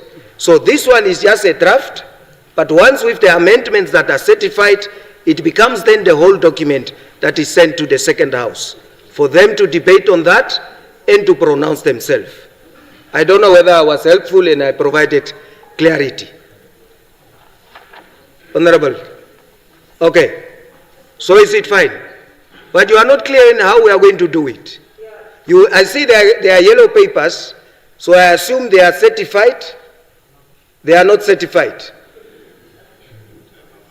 Let's talk. This is why I wanted this thing. Okay, let me give Honorable Panda and then come. So Deputy Speaker, why I agree with that line of thought is because it allows us to find each other. For instance, as an elected member of Parliament, I don't believe that an appointed person called Attorney General must agree with my contribution and submission to lawmaking process. But that's not the point of departure, because if I advance that point, it will just make complicated things. But the idea is that if there could be some sort of way that could be found so that we could somehow find a way, because you are correct, it says that it must be certified. So it must be certified before I come to Parliament, or it must be certified when I raise it, and I raise a principal issue. So it is already, the framing is already problematic in terms of how we're supposed to proceed. Because it basically means that what if then there's a proposal, there's discussion and there's amendment. Now, what if there's a discussion and the minister responsible agrees with the discussion? Then what? Are we adjourning for her to go back to the drafters? But it seems, because this is also an executive bill. So the executive bill, they have attorney general and some structures at their disposal. But it also speaks, our rule speaks of the chief legal drafter. Now, is the chief legal drafter away? Is it within Just Parliament, Justice. Or is it, why is it justice? Because this is Parliament, you see. It's all assumption. It's all assumption that the chief legal drafter it's the one that are being referred to. That's why I say I don't want to pursue, because you can be right, but it will just be very complicated. It's the same thing, for example, when you bring a private member's bill. It says the legal department. But why don't we interpret that a legal legal department means justice, you see? So the best way is for us to move in a smoother direction, not a hardcore thing to say, because it's not straightforward. Because, for example, I have my amendment that is here. Following the procedures, I consulted with the table office, how was amendments done before? So, but I'm not too convinced that all of us are going to move in the same direction with certification. It doesn't say before or after. So in conclusion, Chairperson of the All House Committee, it doesn't harm us to even task the chairperson to consult with the colleagues in the executive, whoever. Tomorrow we have standing rules, and at least we receive an answer, how do we proceed? Because unlike the appropriation bill, that is very clear in terms of what's supposed to have happened, this doesn't appear procedurally clear in terms of the sequencing. Okay. Honorable Nekundi. Thank you very much, Honorable Chair. The question or the matter under discussion is important. The first thing is that the rule as read out under 188 must equally be read in conjunction with 185 of the standing rules and order, and the principles of how we then move. These two are the substantive guiding principles when we come to moving the amendment and the acceptance of any amendment. Now, Honorable Chair, the process, how it ought to unfold, is that a member who wishes to move an amendment will then table, engage on the discussion, what he or she think must be amended. The House then debate on it. Once the House then debate on it through the chairperson, that is then accepted. Once that is then accepted, the minister responsible, because then it is then framed, we then take it to the chief legal drafter, because it's one government, we have one chief legal drafter under justice. So, because they are the one who then put to Attorney General to check against that it does not violate the principle of the bill. It does not violate the principle of the bill and does not violate the Constitution. So then they're certified. So the minister will then take it to the chief legal drafter under justice. Once they check that does not violate the principle of the bill, they will then take it to the Attorney General to check that does not violate any provision of the Constitution. Once that is established, it will then be signed off by the Attorney General. The minister, when we then come to that clause, then we come back. Then when you then go to that clause, you will then read any amendment. The minister will then rise and then says yes, amendment. Then she or he will now read what that amendment means. She or he will then table it there. And that means then it is then adopted as the amendment. That is the process as we follow. Thank you very much. Okay, which means we are going to redo the committee stage twice if there is amendments. No, that's what I'm saying. That's why I say there are two lines of thoughts. You can take the amendment with the member in consultation with the sponsor. Because where I'm a little bit differing is the debate. You know, the debate is to take place in the second reading. But when you come here, you present the amendment, the others present, find common ground, but not to debate unendedly. That's why it says, unless otherwise provided for in the Constitution, all questions in the committee stage must be determined by a majority of votes. Which means if there are two different or three, you must then put which one is the most applicable one. You understand? But if we are saying there is an amendment and there is an amendment and we debate, you understand? We make now a prolongment of the committee stage, which committee stage technically is to approve a particular provision, and the discussion has taken place in the second reading. That is why committee stages. That's why when you see, when we go to the votes to the budget, if you expatriate it from the budget, when we go to the budget, there is water under agriculture. You deal with water. It's only that, and then you conclude and agree on. Then you come to environment. You understand? Then you deal with environment. But because the budget is technically something on which we are not allowed to change, we at least found common ground. And that's why we, in the first vote, we did get a disagreement, isn't it? There was no discussion. There was just to say, principally, I am not agreeing with vote 1. You understand? So there is the submission of agreeing favorable consideration of vote 1. There is a submission of not a favorable admission to vote 1. There was no discussion, committee stage. You just say, okay, those in favor, those against, those whatever. But here, at least, just for a fair understanding, you would not allow a discussion, but you would at least present the matter. And that's why the rule says, technically, we should have taken the discussions offline or at second reading and form consensus or the general understanding. Everything could be right. It's just a matter maybe of a definition or something of that nature. So, and that is why at committee stage, you at least then zoom into the process of trying to conclude in terms of the amendment or in terms of the proposed wording as was originally stated. Yes. No, you see, let us help each other to understand going forward for the 5 years what we are going to do. And that is why I was saying there is two lines of thought. You can propose your amendment. What stands here is the amendments must be satisfied. And I want to answer Honorable Mupanda. The chief legal drafter is the one at the ministry because there is a person holding that title. As here, we don't have a chief legal drafter. Our chief is Director, Legal Services. And that's why you see in the private members bill, it refers to Assembly's legal department. You understand? To the people within. But when it refers to a chief legal drafter, and within the ministry, there is that person with that title. There are drafters, maybe, and then there is the chief who is in charge of legal drafting. It refers to that person.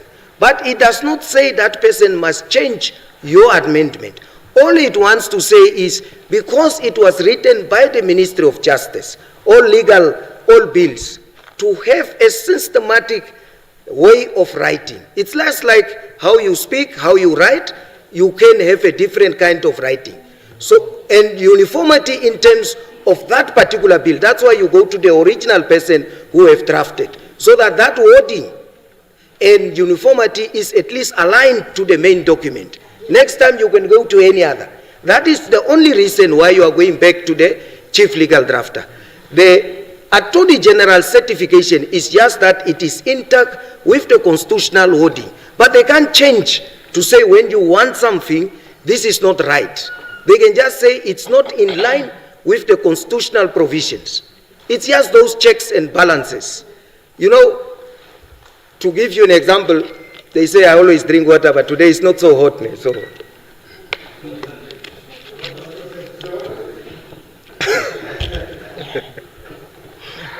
When you look at the Local Authorities Act, all the local authorities voted on party list. The National Assembly is voted on party list. When you go to local authority, it says you must follow the list that was handed in. When you go to regional, local, it says the party can. You understand? I did that mistake because I'm at a national, and the national say you must follow. We expanded that knowledge to say it's applicable to all party list systems. The regional, it's fair just when there is a vacancy. But when it's at local, when there is a vacancy, the party can actually decide to say, we jump number 3 and take number 7. But here it's to say, you must follow the list the way it is, the way you have submitted. Yeah. And those things you only discover that there is a lot of inconsistency. And I think it's from that background that they were saying, whenever there is, there must be a uniform try and alignment that the legal framework is intact in terms of consistency. Yeah, it's your house after all. But let me give Honorable Moton. He was submission, right? So, are we expected now, if we want to make an amendment on a specific clause, to go to the legal drafters before we come to Parliament and submit it, or can we submit it in there and then it follows a procedure? Yeah, that. So we table it.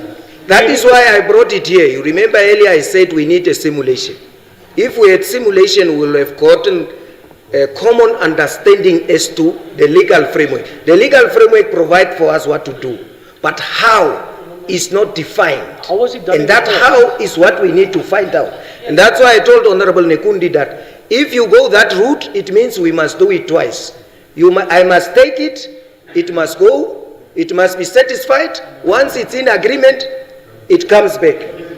So that we say, now there is also this danger. When I take it and it comes back, you say it was not the original. You see, because it's legal, where are the lawyers? A comma means something in a sentence in terms of law. A comma is not just a comma, it means something. Its interpretation, literal interpretation of a comma can change the meaning of that particular provision by certain aspects and assertions that are within the sentence. So now that is where I said it's why we needed to find common ground. So maybe as a way forward, we are not ready, if you advise me, to proceed with this. Just wait. We are not ready. We need to find common ground as to say, how are we going to deal with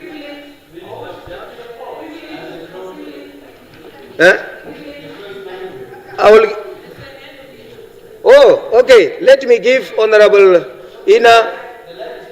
I don't see because the man is big. Maybe you must change. Maybe you must change, but I will give you. No, we were not following this one. Okay. Please. Honorable Kandurundu. Chairperson, Honorable. Colleagues. Did I say I will not give him? Did I say I will not give him? No dialogue. Where are you on? You are not on. You are not on.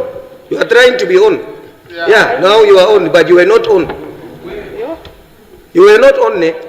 Yeah, okay. All right. Deputy Chairperson of the Whole House Committee, am I protected from the Honorable Karonda in them? But I want to say it's not the first time for this House to work on a bill. That's one. Two, I think we are creating unnecessary hurdles in this process. Okay. The Minister of Health, the Minister of Justice sit in this House while we're discussing this bill.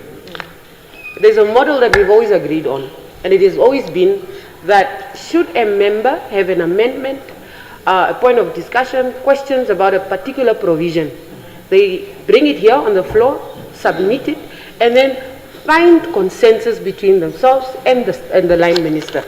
So we are creating all this unnecessary bureaucracy, going to what chief drafters, unnecessary really, in my opinion. If we are serious about this, provisions, and I have a problem with the provision, for example, I raise it on the floor of the House. Other members are allowed to engage in that debate on that particular provision. Not to say we're going back to the second reading where it's a general debate. This debate is particularly different in that it focuses only on that provision. So I don't think that we'll be redoing the process. I think that it speaks to the intent of what it means and what we ought to be doing at committee stage. So there's no need for a member to go to the chief drafter, attorney general, all those things. If we can just build consensus here on the floor of the House, approach the minister during tea break, agree or disagree, or try to find some sort of way to meet each other, really. But I want to disagree that we are not ready. We are here, we are ready. We want to get this bill done and over with, really. Okay, I don't want to debate Honorable Kandurundu. Then it was Honorable, and then, no, okay. I was saying Honorable, because you are justice, you will be the final. It will be the Minister of Home Affairs. Yeah, on addition to that is that we already started with the process of this bill. We passed certain clause. We had a discussion with argument in terms of the objective of the bill, what does it say? The unfortunate thing is that it was verbal, it was not on the yellow page. Yellow page, yes. That was the only thing that we omitted. However, as it was said, we have institutional memory here. We cannot debate this issue as if this is 1990 first sitting of the National Assembly after the independence. We have passed many bills through committee stage, so we must know what we must do. However, if you disagree with the current clause, you come with your objection in the yellow page. It must be presented and accepted. And then we debate your yellow page. What are you saying? Because it's an argument. And then maybe it refer to the Attorney General and then come back, we pass the bill. So the institutional memory must help us. If they are here, they must open up and help us. If they are not here, then the presiding officer, do as you wish. Okay. Minister and then final Minister of Justice. You see, mine is guided by this. And honorable members, when we say we have passed many bills, I don't want to correct you negatively. Just count yourself how many bills we pass. No, that time this one was not there. Yes. No, it's not the same rules. It is not the same rules. You go and benchmark. It's not the same rules. You go and change in a. Yeah. Yes.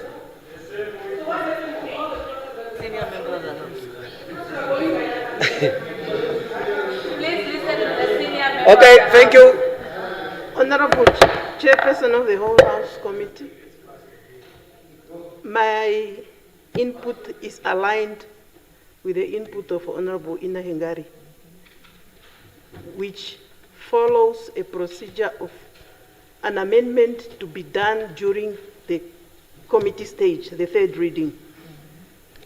If anyone would have identified a clause that would require an amendment during the second reading, the concern or the point would have been raised during the second reading.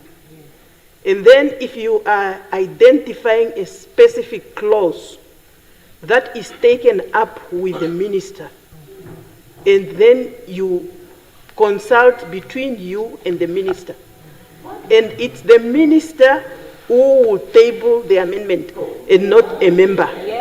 That I am referring to how it has been done. I am referring to how the process. Job, I have the floor.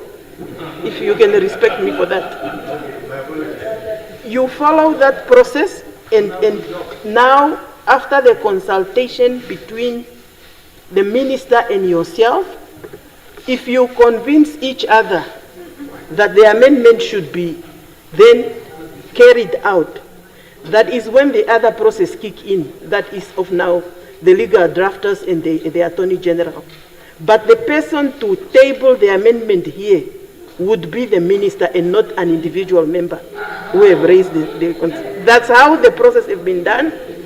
If we are deviating from that, I think it will just create more chaos than us sticking to the procedure that have been carrying out before. I so submit.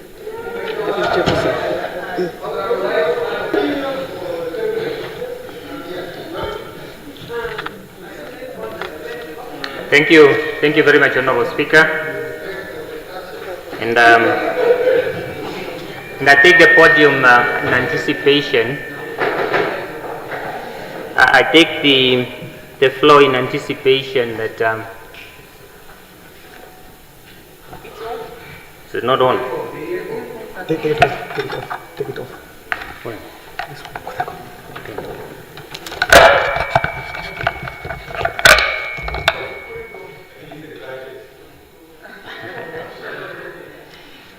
Okay, Honorable Speaker, I was on the edge of saying that I take the floor in anticipation that my 1 cent interpretation of the rule before us will to a certain extent persuade us to move beyond the point of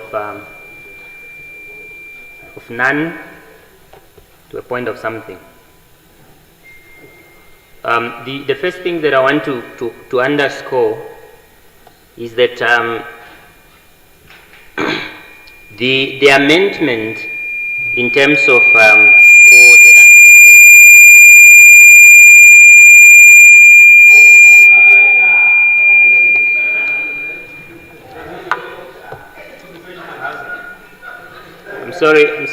I'm sorry, Chairperson of the whole House. I think that happens inadvertently.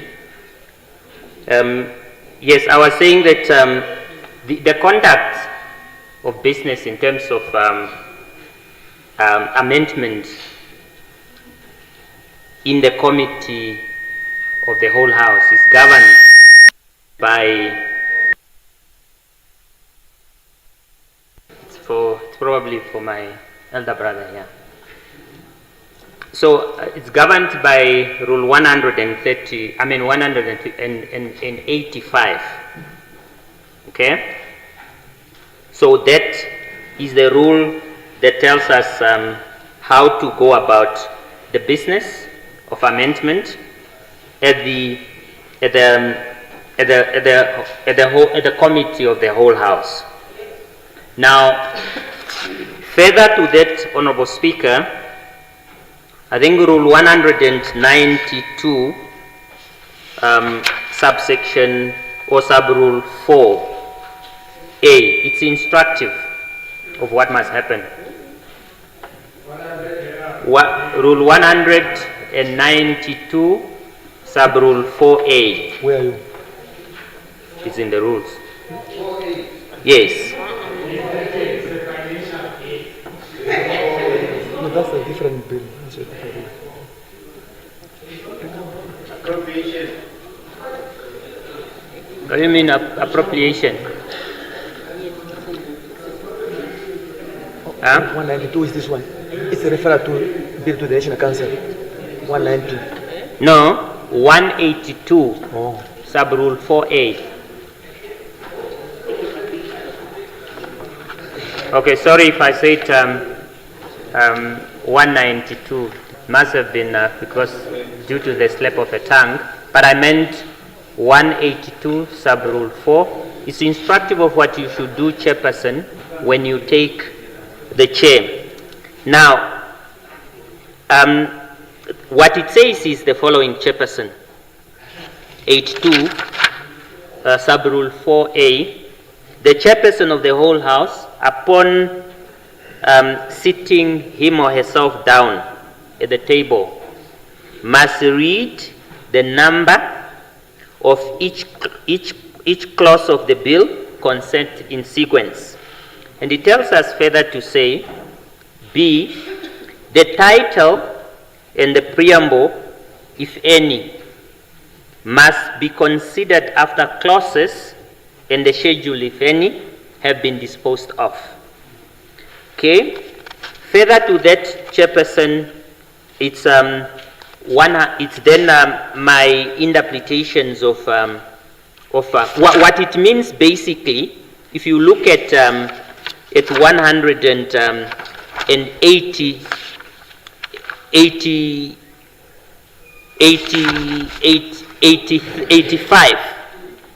185 tells you clearly it's amendment in the committee of the whole house.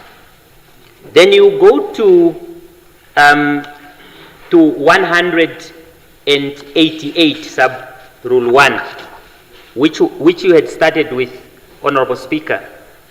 Insofar as I think the deconstruction or deconstructive analysis that Honorable Mpanda was attempting to give here, as to whether the chief legal drafter being referred there under is here at Parliament or it's elsewhere. Thus, the reading or the formulation in terms of this specific rule is that is for the chief drafter who would take instruction from the Minister of Justice. And by orders or things, so there wouldn't be a chief drafter sitting here at Parliament and is taking, submission, from the Minister of Justice. Then by default and by the construction, so then it refer to the chief drafter that sits definitely at the Ministry of Justice. But also what I thought should be of assistance, Honorable Speaker, the construction there, just the heading, it reads as follows: amendment made during the committee stage to be certified. Amendment made during the committee stage to be certified. So there is a difference between made and to be made. So if the reading was such that the amendment to be made to be certified, no, you can agree as much as you wish, but we are talking of law, Chief. And anyone that has attended a law school would probably know what interpretation, the statutory interpretation is.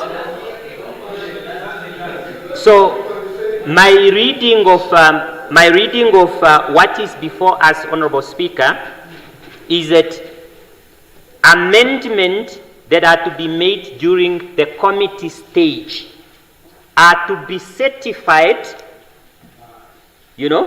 after they have been presented, during the committee stage. And you will actually see, if you go further to Rule 192, that is calling for committal during the third reading. So that in the minds of the legislators, when they put together this specific rule, in terms of what is here, I'm not talking about what the practice is, Chief, Honorable Speaker. I'm talking about what is here in terms of text. So Rule 192 intend to introduce a recommittal of a bill or an amendment during the third stage.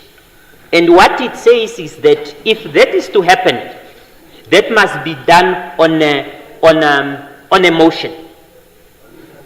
So, but 188, it's very instructive in terms of the heading, that it's referring to the amendment that are to be made or that are made during the committee of the whole house, and not one that are to be made. So maybe my interpretation may be inconsistent with what the practice is, but I have confined because I am new to the house, I have confined myself to the text, and that's what I know better. Thank you so much.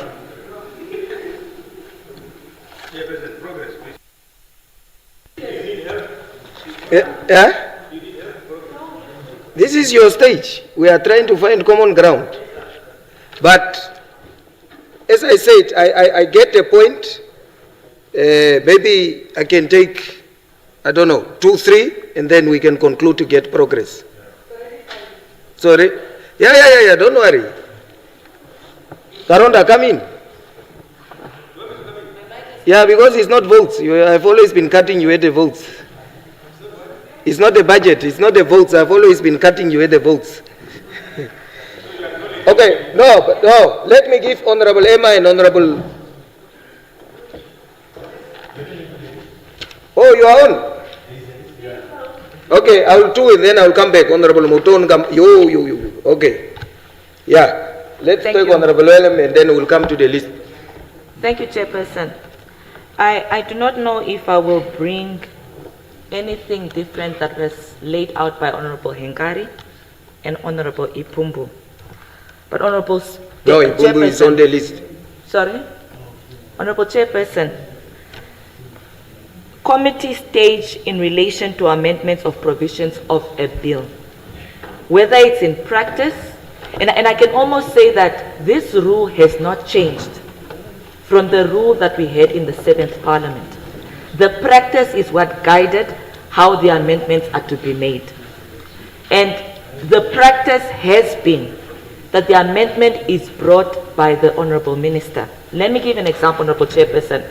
Imagine if by the mover, mover, that is the right wording, by the mover of that particular bill.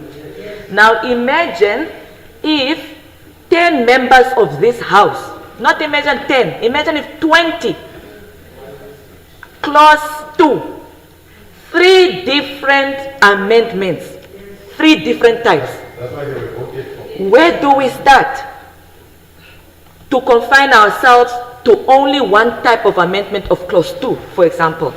That is why, as the mover, as the person who brought a particular motion to the floor in a form of a bill, the implementation is up to me as the mover.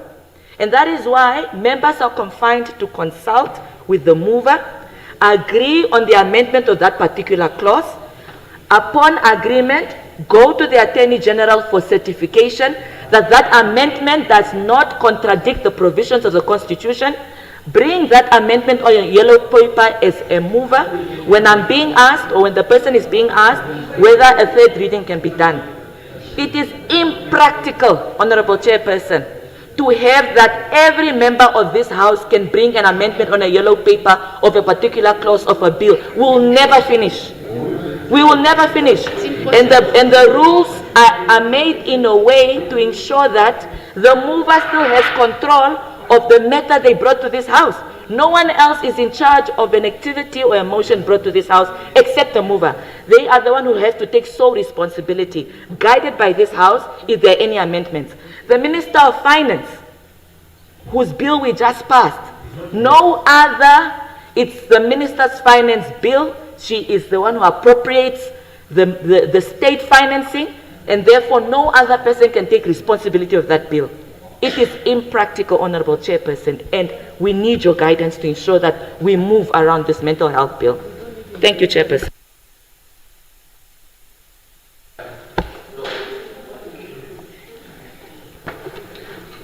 Honorable Chairperson, mine is on, this is not a new house. Yeah, it's not a new house. Parliament, the National Assembly has been existing, and it has passed bills. And we have actually, we are at 20th clause. Clause 20. Clause 20 to say. We started from the first one and up to the 20th one that we have, that we are busy with today. What really cost us to get to this extent? What is the practice that we started with from clause 1, 2 until we came to this concern? That's my concern. Because really we are supposed to have moved, making use of the same practice we started with clause 1, and then we continue. And we have the senior, those that have been the senior members of parliament. Some of us have consulted them because we also did not understand what happens at this stage. We consulted them, and then they gave us the same information that we have gotten from Honorable Ina, for instance. So I don't understand why, honestly speaking, we have to get stuck here. We are supposed to pass this bill, and we are now here discussing about how to go about with the bill. I really do not agree to that. We need to move, follow the same sequence that or practice that we started with, and then we move. Thank you, Honorable Muton. Before I make my contribution, right, so just for me to understand, at what stage can we actually give and propose amendments to be changed specifically? Because my understanding was that when you go into committee stage, you can now debate clause by clause. Now the statement is that no, it's in general debate, but general debate is just listened to and nothing changes on the bill itself. And now we are saying that we have to consult the minister over a cup of tea. So does that mean that if I have amendments to the bill, I have to consult her privately and then she brings the amendment if she agrees or not? So my point that I'm trying to make, I think the third reading is the opportunity we have to actually contribute to the clause, to say that, listen, we think that this is something that should be looked at, and then the minister, if she agrees and we debate on it, can bring the amendment. Is that correct? Yes. Yes, that's what we're saying. Okay. So then I can table my contribution that she... You don't need to be... No, you see, let's... WhatsApp it to her. Should I... No, we will come there, my brothers, my honorable members. Let's just create consensus as to there is this history that is written, there is the issue of certification, the line of thought is taken note, and from here we need to guide and go forward. It will make no harm just to spend and create consensus on what needs to be done. I'll give you that floor, my brother. So I can now make my proposed amendment? No. Not yet. Not now, but the line of thought, I'm in agreement. No, let me take Honorable Kambala. And then you can come in, because you are on the list. I can see you. Yeah, thank you, Honorable Speaker. I think, Speaker, Chairperson of the Lord's Committee, already presented. My proposal would be that we take this thing back, and then we do things procedurally as advised. Come again? I'm requesting that we can take it back.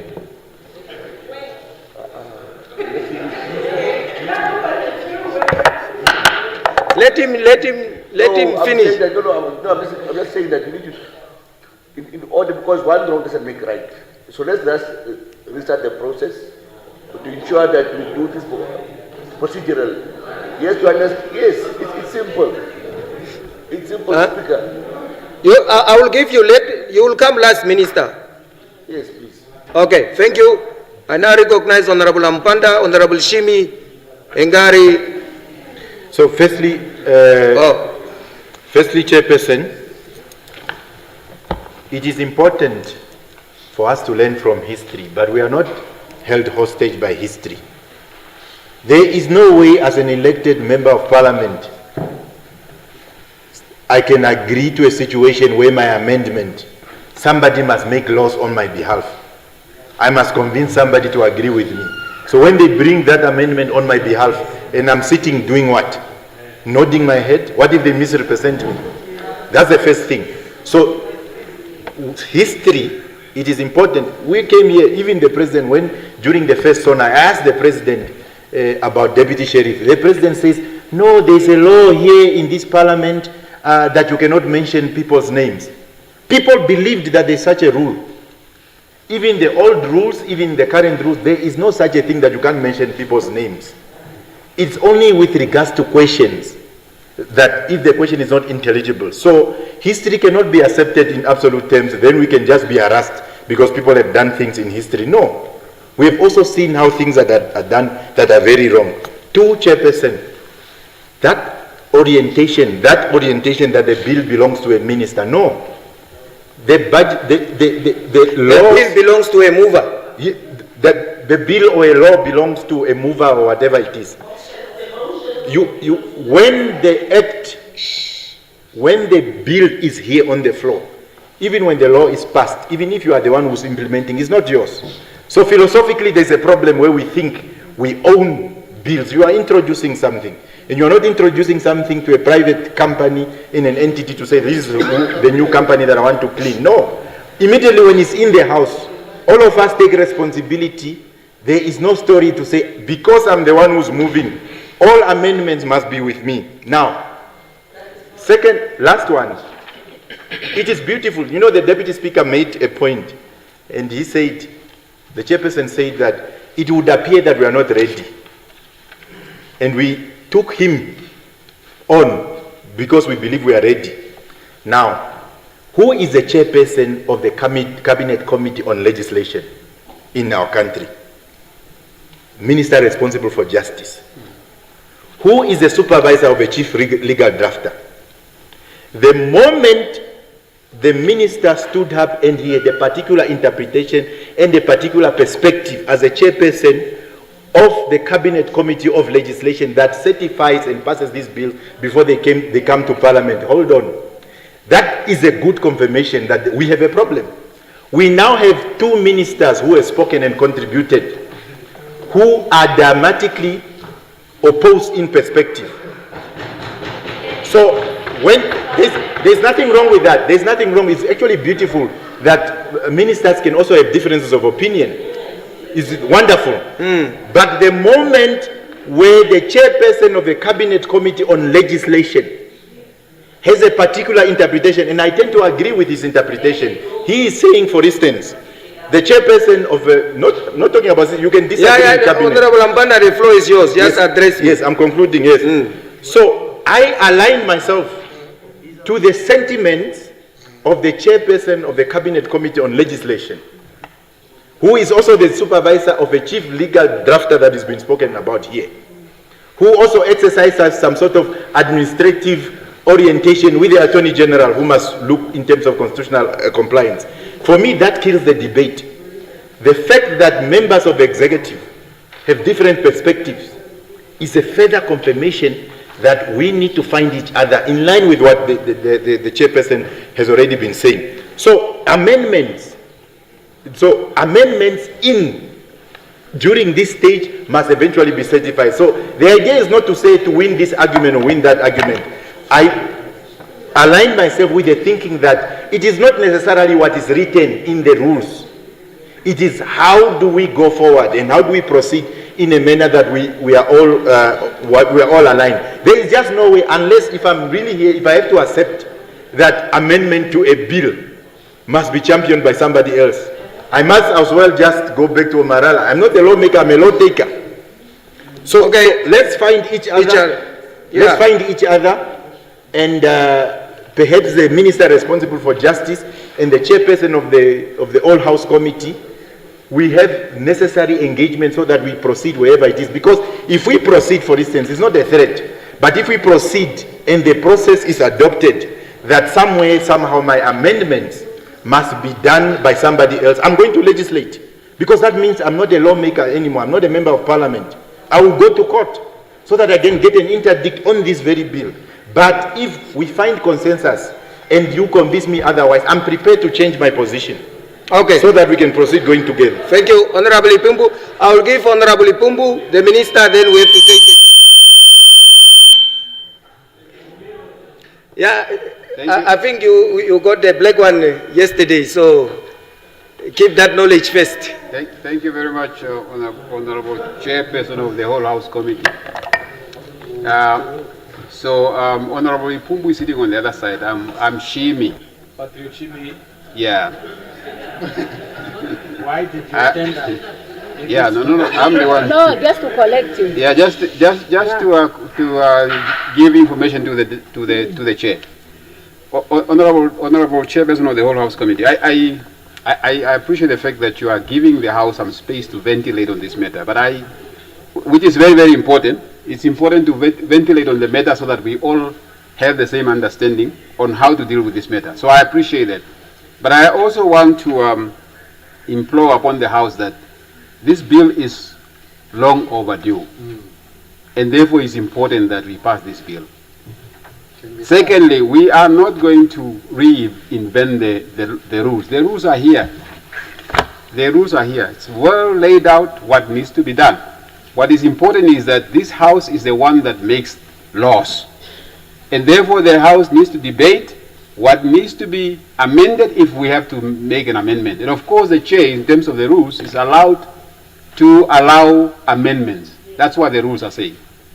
Yeah, so the Chair is given that discretionary power, but it's to allow amendments to a bill. Yes. And therefore what Honorable Emmanuel has said, it's clearly what is laid down in the rules, and therefore that's what we need to follow. So with that, Honorable Chair, can we please go to the amendments? If there are specific amendments that we believe that it are critical to be inserted, let's do that, and let's agree on that, debate on that. If we agree that yes, that's the way to go, then we follow the procedure. Let's start. Thank you. Let's start. Okay.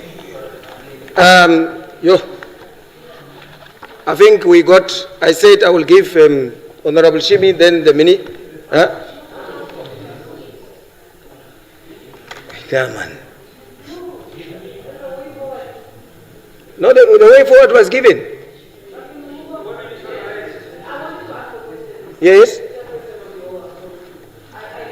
I'm really interested in knowing whether there is a specific issue, because we've not even dealt with any provision or any proposed amendment at this point in time. Is there an issue? No.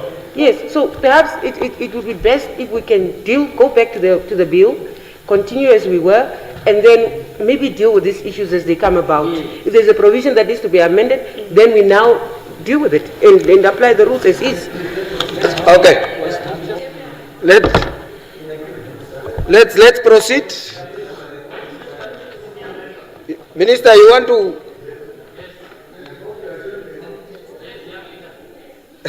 Yeah. I know I've cut you Minister of the owner, but bear with me. Let's hear the main move. Well, no, he's not a mover. I think, Honorable Speaker, and with the greatest respect to all the members,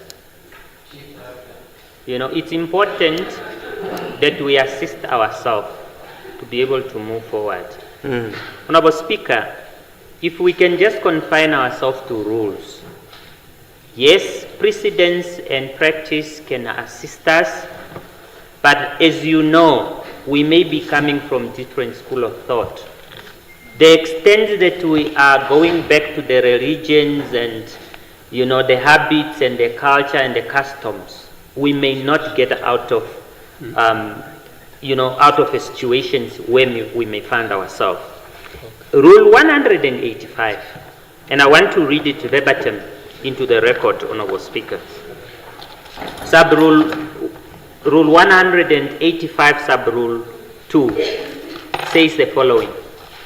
The chairperson of the whole house may allow any with ANY amendment to a clause or in addition to any new clause to a bill if such amendment or addition is relevant to the subject matter of the bill and is pursuant to any instruction or is otherwise in conformity with the standing rules. That settles everything, Honorable Speaker. What then happens, this is the stage, Honorable Speaker, where any member of the House that would want to propose that a particular definition be changed or a particular clause be constructed differently. This is the time where they do so. The sponsoring minister is then taking note of all those suggestions and inputs that have been made, and at the end of the day, you have to put a question as to whether what has been proposed has been agreed upon. And if this House so agree, minister summarizes that And as part of amendment coming from the floor, it's those amendments, Honorable Speaker, that the Minister conveyed to us at the Ministry of Justice as instruction to certify and to incorporate those amendments. I don't know why we should debate about all these kind of things, Honorable Speaker, and I really beg for your indulgence for us to move in that direction. Okay. Yeah. That is what is going to happen. Thank you very much. You see, I needed to, in as much as I'm not in the line of thought, but at least the synergy of what you expect from me, because I can read and interpret the way I want to interpret. And you can read and interpret the way you want to interpret. Now that we've at least created that common ground, that my duty is to take the amendments, and the amendments are then channeled to the minister, and the minister is consolidating and taking them to chief legal drafter and then to Attorney General for certification. And then it will come back, and then we have now to take, okay. At least that is now fine. You have achieved yourself what we need. I wanted to acknowledge Miss Anna, Honorable Anna, is a member of the current Children's Parliament. She is in the gallery. Anna, you are my mother's namesake. Uripenian. Hello, just stand up.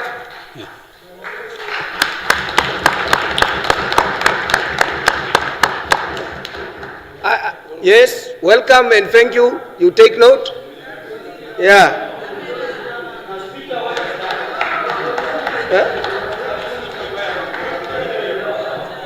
Come again?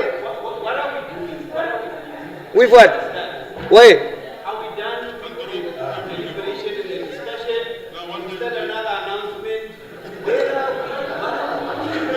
No, Honorable Gandorondu, please follow the proceedings. After the Minister of Justice has spoken, everybody was in synergy that the framework in which we are going to operate is laid. Here, your members. Now, why can I not introduce? Then we are done. Listen to me. Listen. I may look like a Namibian. Listen to me.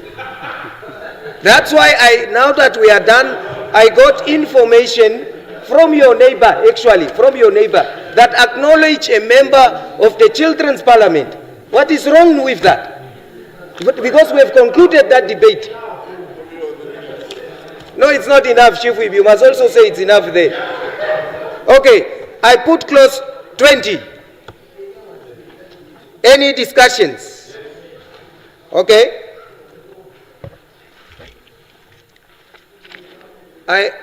Is it for clause 20, ne?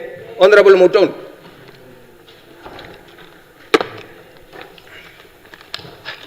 Okay. Thank you, Chairperson of the House Committee.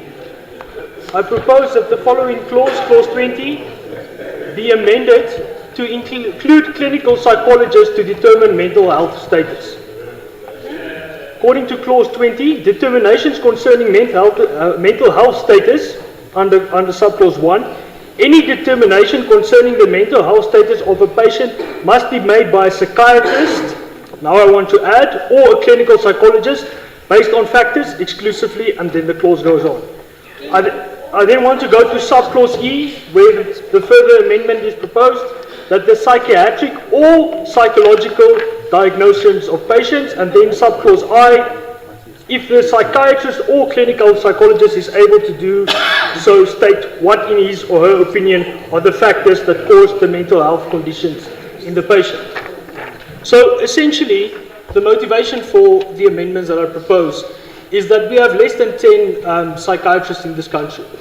And if we say that the psychiatrists are the ones that will determine mental states, we run a risk of creating bottlenecks where mental state can't be determined because of the limited amount of psychiatrists. So the amendment proposes that we can include clinical psychologists in this determination of mental health, because clinical psychologists are capable of determining a patient's mental health, and that will increase the effectiveness and efficiency of this, so that we can ensure that people are diagnosed early on and that we don't create this logistical error. Thank you. Thank you. Please table the amendment.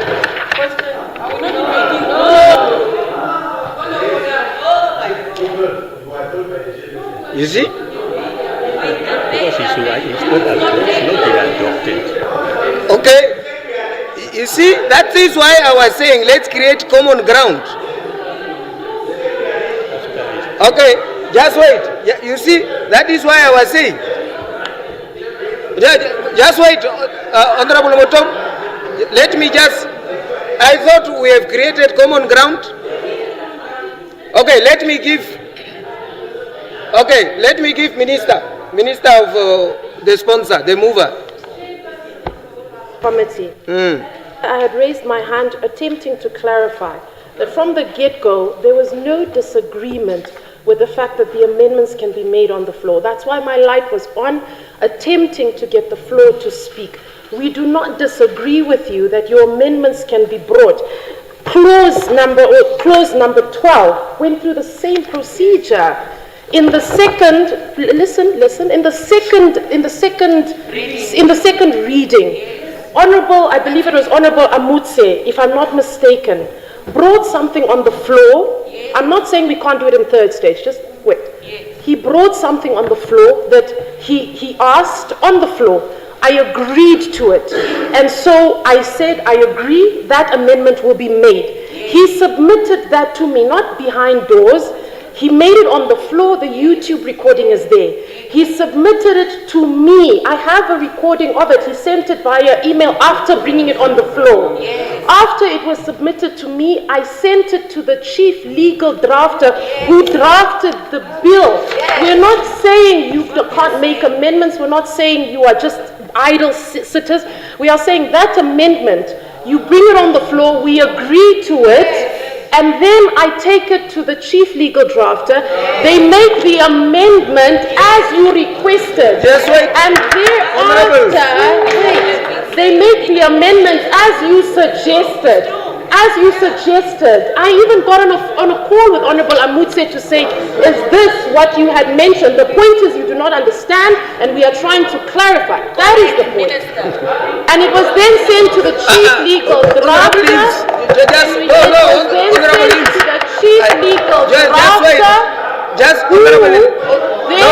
wait, Honorable Nachinga, I want to follow. You are the one shouting while we are speaking. Honorable Eames. You are the one shouting. Honorable Eames. You are the one shouting. Yeah.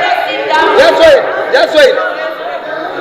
Can I continue? It seems a bit heated here. Very heated. Very heated. Very heated. Honorable members. It's very heated here. It's very heated. Yeah. I'll check your blood pressure after. It's very heated here. It's very heated. Thereafter, the amendment is sent to the chief legal drafter. The chief legal drafter then agrees to the amendment, and then that amendment is submitted to the Attorney General for certification. This is an example because in the second reading, the Honorable Minister made a contribution that an amendment was supposed to be made. The same process was followed.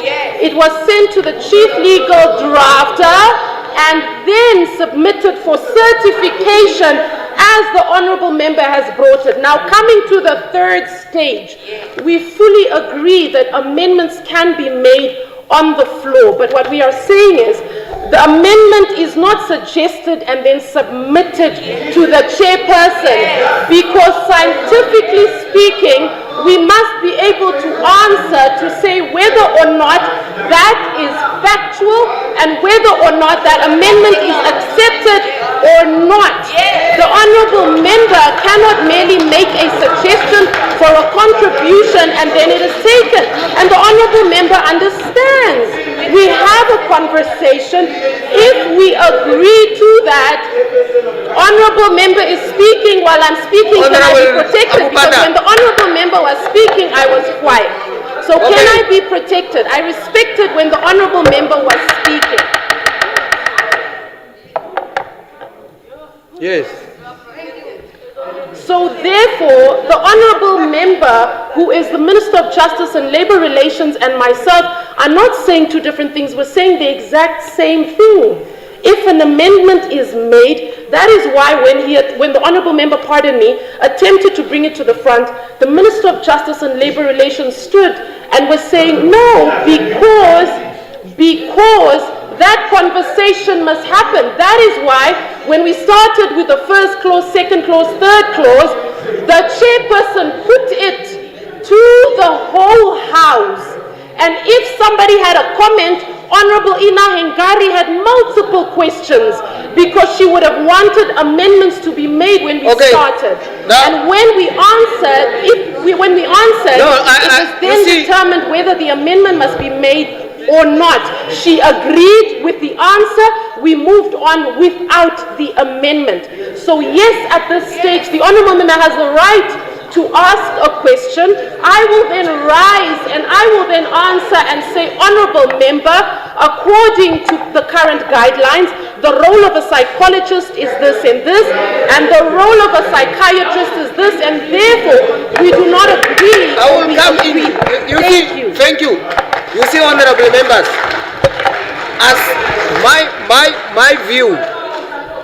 my view is not accepting the amendment is to say the amendment is so accepted. Is to take the amendment and then to ask for discussions, isn't it? So that that is not like that.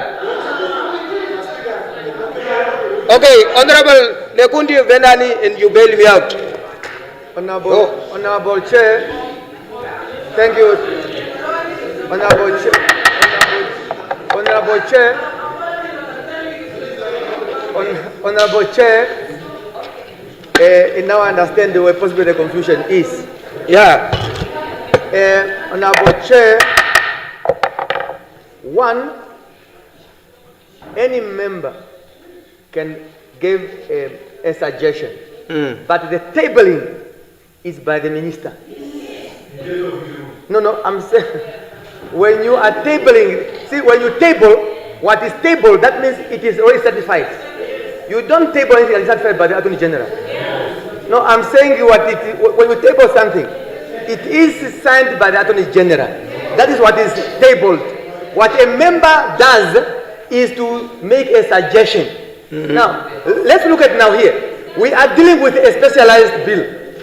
Now, if Nekundi here suggests a nurse, I'm not an expert, and now I'm tabling that a nurse can determine, they announce that, and I table it. The moment I table it, you accept. The moment that thing is tabled there, that's why it's tabled there, then that means you accepted that thing. Now, what happened is that, just hold on. When a member have overview that he or she feel that this clause need here on there need to be amended, that member have the right to make a suggestion. Now, they debate the table, the House can debate the suggestion. The minister responsible will then respond to that. They say, look, you can't suggest and a nurse can diagnose that.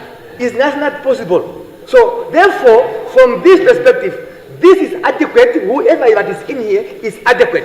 Then the House will then accept the explanation of the expert minister, because it's informed by the expert industry. How will the House accept? The practice, Honorable Okay. Honorable Chair. Hold on. See, remember the Nekundi will then suggest, I think on the same bill, I moved the amendment. Yes. So, one, the minister have explained that it cannot work because of certain industry practices or industry lines. The other ones, the House accepted it. When the House accepted it, it was accepted, but this was House. The minister went and made the amendment. He is now ready to table it because it then signed off. The member who have moved that have suggested whatever must be amended. The minister must then give context what the member is suggesting, whether it is possible or not possible, with explanations. If there is explanation, the House will accept. If the House then accepts the explanation of the minister, then the bill no amendment. If the House accept the explanation, but that without any objection by the member, the minister will then take that. We then take that, and then the House will agree that this part will then amend it in this fashion. That will then be given to the Justice Minister. Minister give them to the process, and it then come back with then the signature of the AG, and then the minister will then bring that paper and table it. Okay, Honorable Venani, so that we can conclude. Speaker, I think both sides, we are hearing of opinions in two instances. Yeah. One, any member of the House has the right to bring an amendment, not suggestive, to bring an amendment and to table it to the table office. The government or the sponsor of the bill will then articulate the proposal, whether the risk, the de-risk of the legal instrument, and agree to it. But what is not allowed in the amendments is to change the letter and spirit of the bill. That's the only amendment that is not allowed. That when we agree. But the ministers are wrong. This is where you are wrong. You are wrong to assume that a member cannot bring an amendment before it has been vetted or went through the hands of the Attorney General. There you are wrong. Listen. You were speaking and all of us were speaking. The Attorney General's process, the Attorney General's legal process is a government process. In law, you know that the justice in law would ask you, what is the intention of the legislation, of the legislator? The intention of what was the language construct of the person who brought the amendment? When the judges are interpreting our laws, they would say, Honorable, my young brother, Honorable Low, what was the language construction that he brought the amendment with, for us to understand why the legislation have come to this? It's not a matter of a minister so much. It's a matter of us agreeing on the process. The Deputy Speaker is correct by saying, when I bring a suggestion of an amendment, not a suggestion, an amendment, his motion must be tabled. After tabling, we will be discussing it. The minister will raise the process and says, this is our problem, this side of the house, da da da da da. But shh. I don't know, you are confusing me. I don't know what. No. Okay, just wait. Just speak to me, Honorable Benani. We can only, we can only deduce. You see, the mother of all parliaments in the world is the Westminster Foundation, which is the Westminster democracy system. Now, the mother of all parliament allows the British Empire, older than 400 years. They tell you that any member should have a right to an amendment. It's a given. They can amend. But they have another system where they have also a committee called a report back committee, where those amendments are ventilated for the House to come back. Now you are saying we can only bring amendments as long as the Attorney General has approved them. If he doesn't approve those amendments, the Attorney General is not such a powerful tool. The job of the Attorney General is to advise the President. It's not to advise us. The Attorney General is not our advisor. He's just the advisor of government, and he advises the President. So both sides should go a little bit slow, in my view. Thank you very much. I think it was, the time is catch up. We need to find common ground. We need to find common ground. Maybe my understanding was, even if I accept, that does not mean, because when you need to make reference, you need to make reference from a document to the paper too. You understand? And therefore, as a record, that would have served. But now that we have passed, unfortunately, I can't adjourn the House. We are in committee stage. But I will report back to Speaker. No, I will report back to Speaker, and maybe we take this matter offline and then found common ground. Okay, so agreed.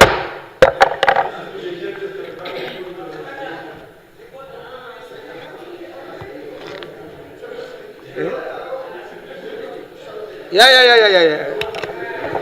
Ims.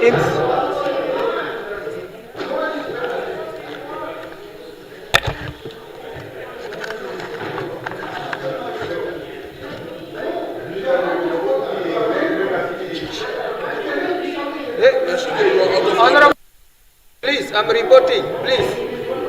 Yeah, just wait. Honorable Speaker, I hear you with report no progress in terms of the mental health bill, but implore on you that there is a need for further engagement in terms of the process of dealing with amendments. I so submit.